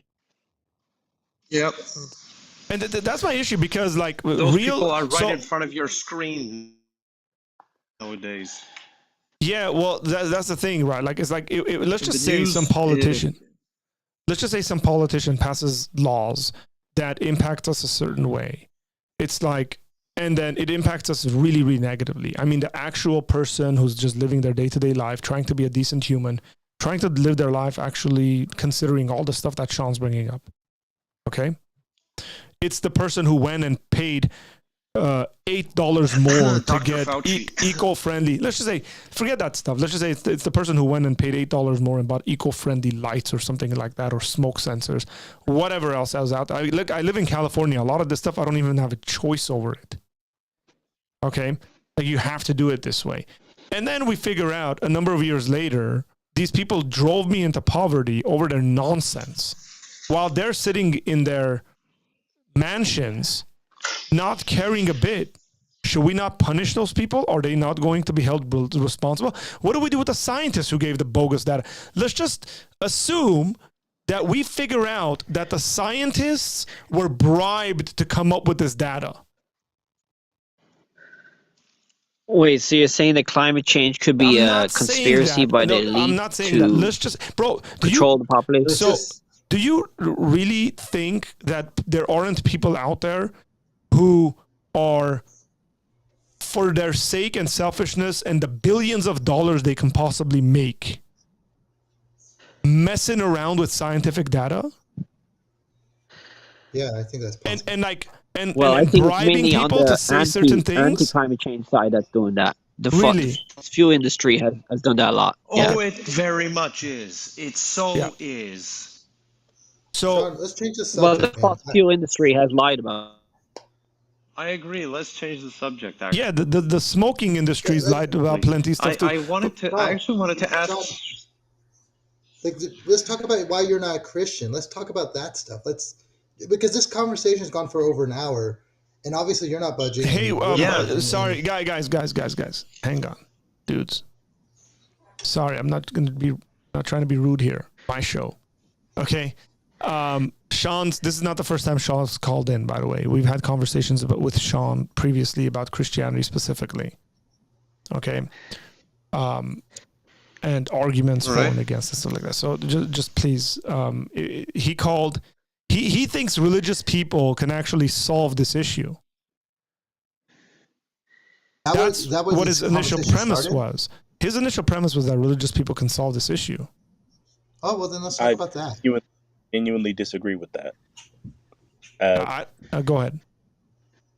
I was going to say, just in general, like, and even the most, like, staunch believers who essentially raised their, children up, in the fear of the Lord, or, if you're a belief in something different, right? Like, we've all seen situations like that where they, at the very least, they were pretty prudent when it came to raising children, but their children either became drug addicts or strippers or yada.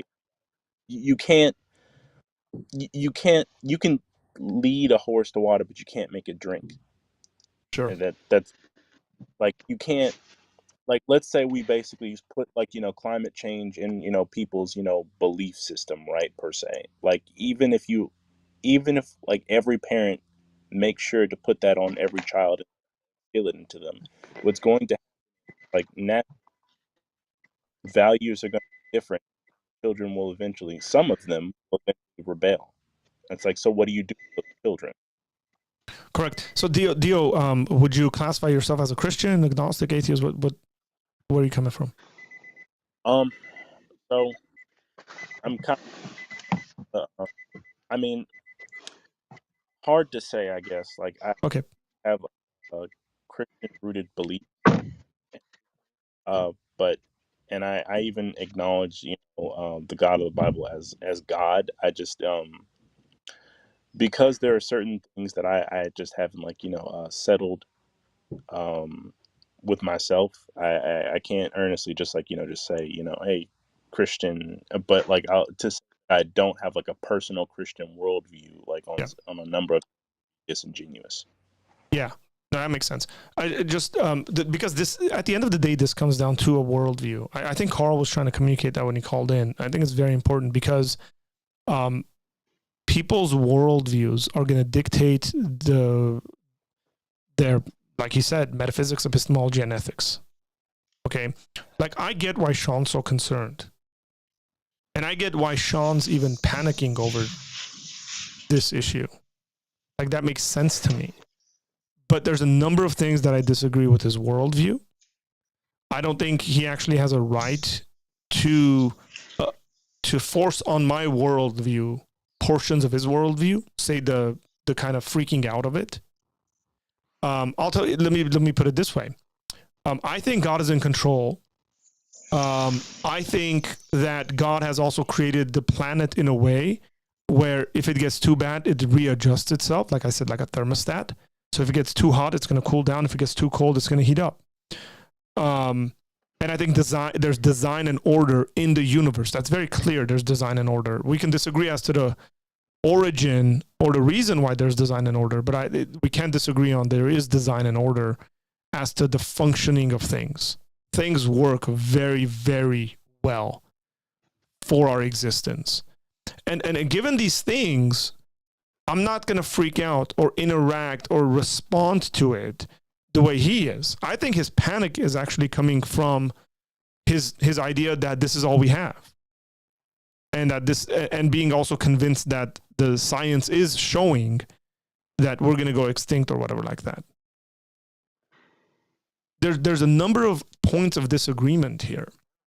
And there's also, even if I were to acknowledge all of the stuff he's saying, it becomes an issue in regards to future generations, like you were saying, Dio. Like, nothing, let's just say we make everyone, we pass some kind of, we get together as a global community right now, and we say we're all going to get rid of our computers, our phones, our cars, everything is going to get rid of. We're all going to start living like people were living in, 1600s. Okay? We have no guarantees that 50 years later, a generation won't come and say, these guys were morons and idiots. What did they do? And then they just like fast track everything else. And get it into the conditions that they are in today. Like what is it there that we somehow think our future generation is going to agree with the sort of stuff we're talking about and believing in?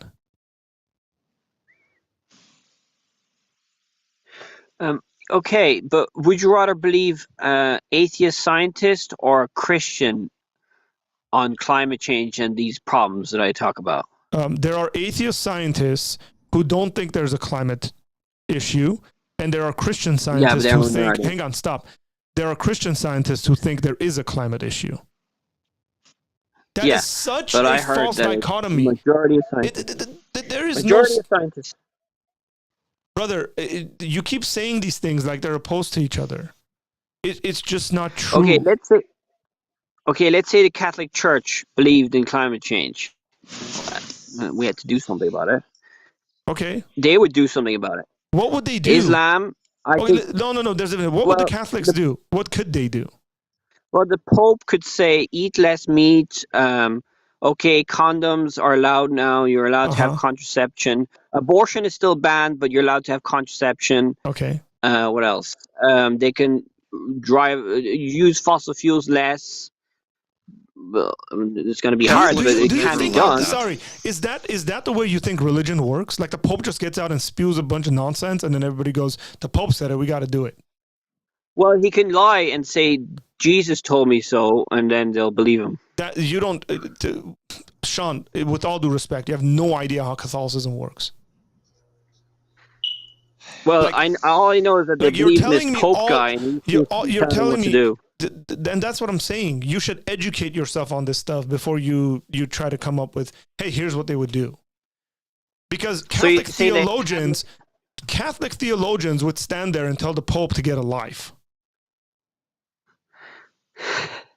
Well, he's actually kind of done it already.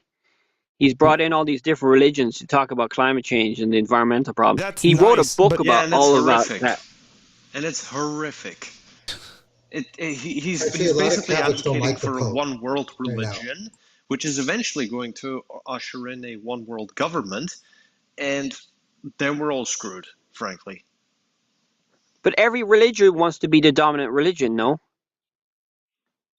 Yeah, but here's the thing. But dozens of religions are bad, and one world religion is also bad. It is not something that you can just institutionalize like that and enforce on people. Then that would be basically theonomy, which would essentially go against Christianity, because because God is himself sovereign, but he does not impose those things on you. He gives you free will. He wants to come to the decision yourself, in love, in confidence, in trust, in faith. The Pope wanted to bring all these different faiths, not to make them all believe in the one religion, to solve climate change and the other problems. Talking for the Pope. Guys, let's give a real example, right? Let's just say tomorrow the Pope gets up and says something like, hey, all Catholics should only have one kid. Do you actually think Catholics are going to obey the Pope, or is he going to be gone really quick? No, they're going to follow the Bible. What they're going to do is they're going to follow the Bible. They're going to follow canon law. They're going to say the Pope is wrong on this issue because he's going against tradition and scripture, divine revelation. Like your suggestion to some of these things is overly simplistic. The Christians aren't these robots. Christians of all sorts, by the way, and I'll just say religiously, like we're not these morons just like sitting there waiting for somebody to come to us and tell us how to live our lives. Like, if that's the sort of view you have of Christianity, then you have not been interacting with proper Christians. Okay, the population issue is very touchy. I understand that, because the whole meaning of life is about let's just say he came up. Let's just say he came and said, if you're a Catholic, you cannot drive. You only can drive an electric car. Like whatever. Like he has no right. He has no right. That it is not within his power to make dictates of that sort. No, he wouldn't force it on you. He would just advise you to do it. Let's say if he said something like, from henceforth, it is a sin for a Catholic to drive a car that uses fossil fuels. Well, theologically, that could be true, because if you're destroying the planet, isn't that a sin? That's assuming all the theologians sitting there that it would be Catholic would say he's right that we're destroying the planet. For some reason, you're assuming that those religious people are brainless. But you're saying that they won't follow the scientists who are advising them. I mean, a lot of religious people are educated. Jesuits were very educated. No, because there's a disagreement amongst the scientists. Okay, let me try and explain to you. Bro, no, the majority. Please don't repeat. Look it up after this. Look, this isn't my first time having this conversation. Okay? Saying something like the majority of people believe this doesn't make it the case. Okay? Or else you'd have to become a Christian. It's true, yeah. The majority doesn't mean it's true. That's true in science. It's the same. If a majority of people tomorrow, if a majority of scientists tomorrow believed in, we have no designators for male and female, I'd still disagree with them. Okay, I'll say another way. Even if climate change wasn't real, the solutions to climate change are still better for the economy and our lifestyle anyway. That's a completely different conversation. That's a completely different conversation. I know folks who are working in the area of energy that think nuclear is cleaner and it's better, and we should be using it. Yeah, I agree with them. Okay, I agree with that. Well, some of it is, but the problem with nuclear is that if the climate change gets really bad, then there'll be a problem with cooling the nuclear power plants and stuff like that, which is already happening in France. So I'm a bit worried about that, actually. Yeah. But if climate change was not real, nuclear would be fine. Well, actually, no, you probably still have a lot of regulations. And thorium would be great as well if it worked, but I don't think it might. Yeah. So look, I appreciate that you've brought this subject up, and we've been having a conversation. I've actually gone against my kind of, I don't want to say better judgment, but typically as to how I would navigate this, and I just let us talk and kind of have this discussion, because I think what it brings to the level is a disagreement amongst worldviews. And the only way you can actually solve that is by the only way you would be able to solve that is by forcing us to leave our worldview that disagree with you. No, I could convince you in a nice way to change your worldview. I don't have to force you. You can. That's in regards, you can maybe yes, you might be able to convince me, but on a global scale, on a mass scale, to convince other people, to convince governments, you won't be able to do it. Even if I told them all the facts and all the true scientific... Do you think Chinese scientists are complete morons? Oh, man.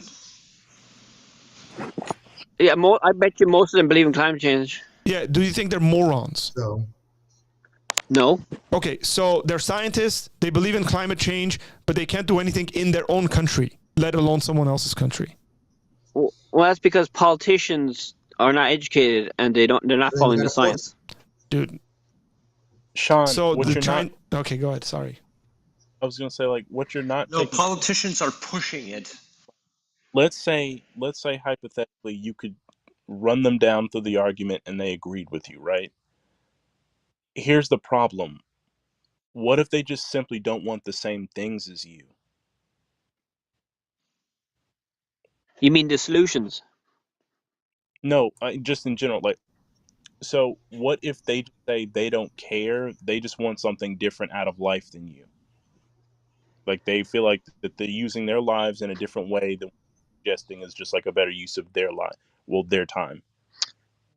Yes, but I'll tell them if they don't follow my advice that bad things will happen. So they would be consciously willing to not have a good life afterwards. Or they'll probably be in denial and say, no, I don't believe it. That's exactly what God does. No, they'll probably be. They'll Sean, be in here's the thing. denial and say, "I don't believe in science." Here's the thing. Like, doctors tell patients that all the time. They'll tell them, hey, don't smoke. Hey, maybe you should lose some weight. Hey, maybe you should do X, Y, That's a and Z really or good bad things. example. They're ignored all the time. Maybe they just want different things out of life. Yeah, That's a but really that good doesn't mean we example. should not. That doesn't mean we should not give up. I mean, I understand. I believe myself that this problem will not be solved, but that does not mean that we should give up. You know what I mean? Well then, yeah, I go for it, personally bro. None of us are saying that we should give up. I personally believe that I guess our efforts are like better invested into like, a different space. Like, and I mean like more so in the sense that like, if this, let's say this is what you're saying is going to happen or whatever, like if it's just going to like, end in like, a great, ball of fire or whatever, the atmosphere is going to disappear, whatever you would, and again, it's not a scientific, just layman's explanation, right? Like if this is all going to end anyway, then we might as well just kind of just like, live the way we kind of like, want to live. But the reality of it is, it's like, Yeah.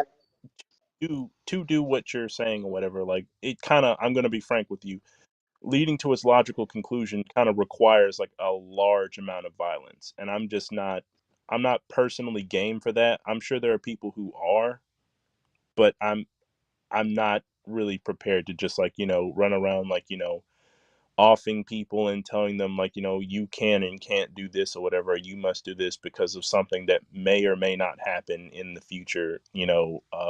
I don't know what your time frame is, because like personally from what I've seen, every prediction that they've made over like the past century has been wrong. But whenever you're predicting whatever's going to happen The, happens, the right? thing is that we have like this comes back to our worldview issue. Like I know whether somebody says they're an atheist or like if you're from the West, even your desire that this is better for future generations, so let's do it this way, has at its roots Judeo-Christian thinking. You can go look that up. You might disagree with me on the spot. Go research it quite a bit and you'll see whether folks have been thinking like that forever or not. And then you come across a society like the Chinese, and let's just say that their desire is global domination. What are you going to convince them of? They want you to die. So then it becomes a survival of societies. Okay? They're looking at it like, we're not going to stop doing any of this stuff for the betterment of the planet. We want to take over the planet. Like, how are you going to convince people of something like that? Yeah, I guess education and talking won't solve that, I guess. But that's why we have wouldn't. wars. That's what I've been telling you. Yeah, because they're The at the world's not heart, perfect. Sean, because at the heart of the human, there's this issue of what Christians call sin. Because we aren't naturally good. That Well, you the and atheists I, would have a different view. regardless of, Okay, you can but be just an listen, atheist. listen. You can be still an atheist and believe that human beings are not morally neutral. Human beings aren't morally even good. Look at the stuff we do to each other. Nobody teaches a child how to lie. Nobody teaches a child how to deceive and manipulate. Trust me, I got 3 of them. And I never taught them any of those things. They still do it anyways. Because this is just the sort of stuff that we are. And like, as noble as your desires might be, as noble as, like, I listen, at the end of the day, I'd agree with you on a bunch of stuff. I might not agree with your conclusions. I might not even agree with your reasons. But I agree that we should, if there's a better way of doing something, do it. Like, if there is a biodegradable bag we can create over a plastic bag that's going to pollute the earth for the next 500 years, I'd use the biodegradable one. I'd say invest in that, create that, let it go into the soil and turn into dirt. Like, I don't have to believe the world's going to end in 8 years for me to be able to do that. Like, I'm cool with that. I'd use that bag. Okay? I recycle. Like I said, I got solar panels. I do a lot of stuff in my own life where I think I'm trying to live as ethically as I can possibly live on this issue, right? Some of the comments I've made are like in jest, or they're just trying to make the point, right? Like I'm not eating steak every single day of the week. But so even in the agreement of that, like human beings have an issue. Human beings naturally have an issue. Like you have to deal with that as an atheist. I have to deal with that as a Christian. And then we need to wrestle with that. And we need to come up with a worldview that makes sense of why that's the case, why it's the way it is. And you think Christianity can solve that? I think Christianity has solved that. I think Christianity will get rid of your worry. I think Christianity, in overall, within like a overall worldview scenario, like we said, metaphysics, ethics, epistemology, Christianity offers the best worldview and the most consistent worldview than any other worldview out there. Wait, so you think that if everybody was Christian, there would be less suffering, man-made suffering in the world? Yeah. Yeah, I think so. Mm-hmm. But historically, by the way, I say less, not completely eliminated. Yeah, exactly. Go ahead. You were saying historically what? Historically, it's not a great example of that happening. I agree with you that religions when has the majority of the world ever been Christian? Well, they've tried to convert everybody to Christianity in violent ways, mainly. Well, some of them has been in violent ways. Islam has spread mainly violently, I think. I don't care about Islam. I don't care about Islam. I'm talking about Christianity. Yeah.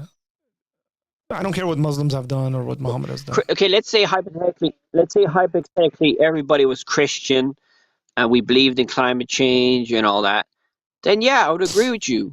But the problem is Christians don't really care much about climate change and the environment. Again, I would say that's not true. That's what we'd like them to do. You're just talking. That is not true. Sean, the thing is like, just like from like, and we've kind of like led over it a little bit already. The thing is like, when you lead them to the lead things to their logical conclusion, you have to realize that like, even if you convince the entire Christian believing world, you'd basically have to like, even just nominally Christian, right? You'd still have to deal with like, the Islamic world, Taoists, Buddhists, basically everybody else in the world that basically just really care about it.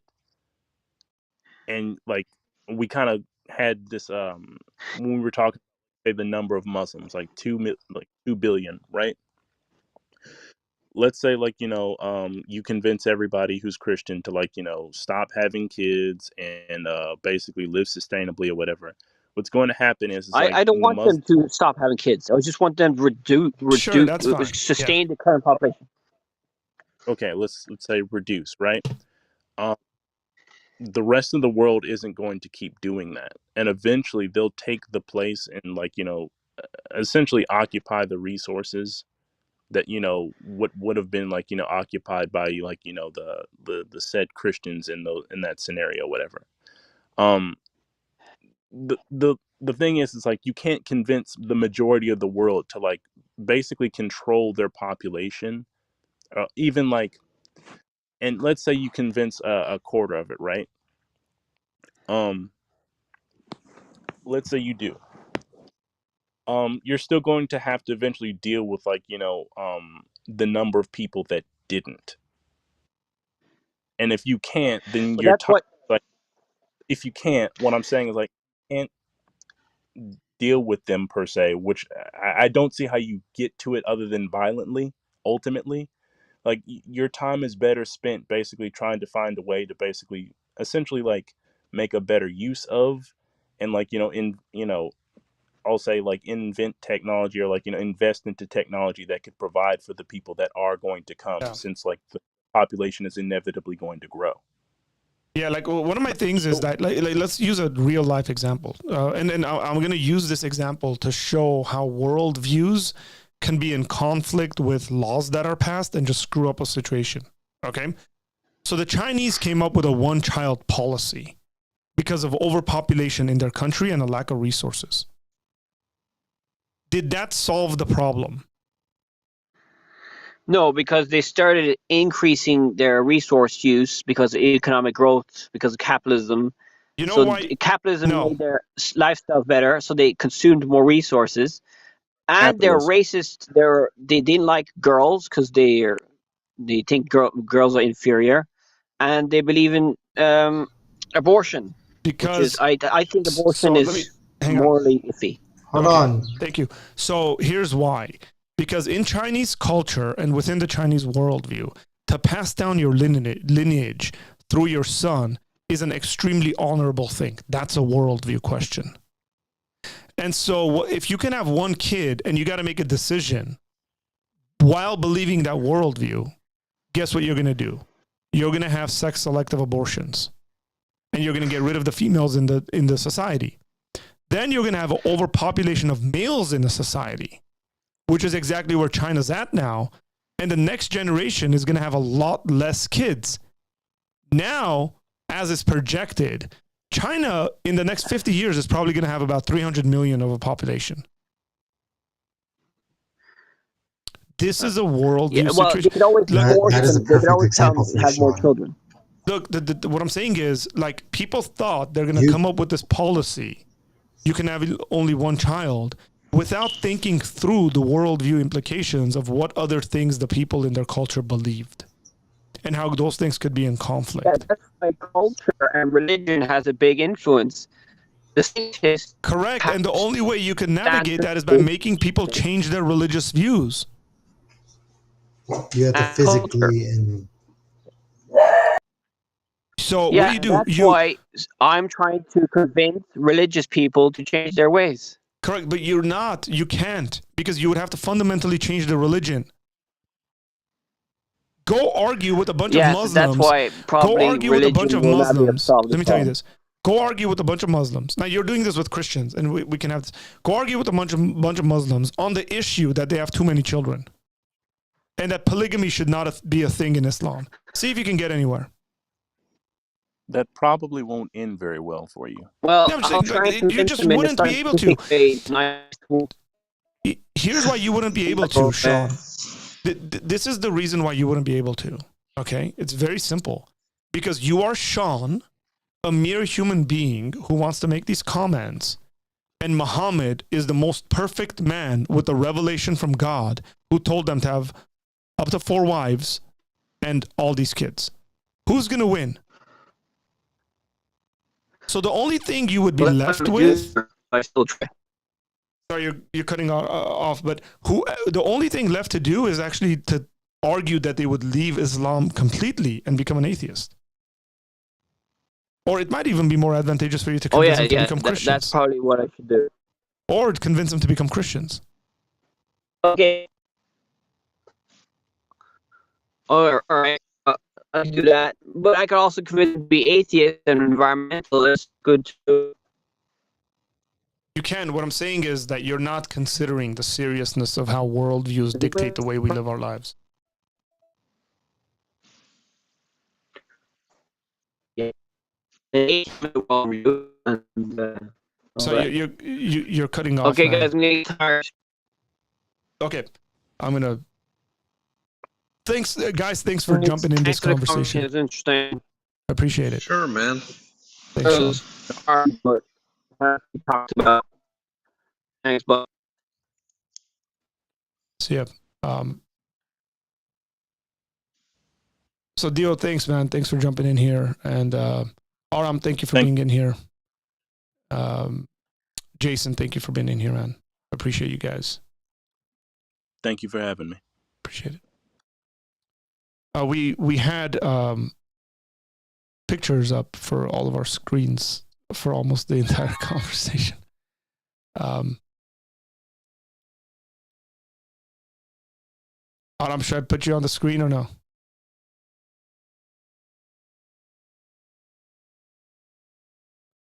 I don't know if I. What happened to my microphone? Is everything okay? Yeah, we're just ending it. Everybody left.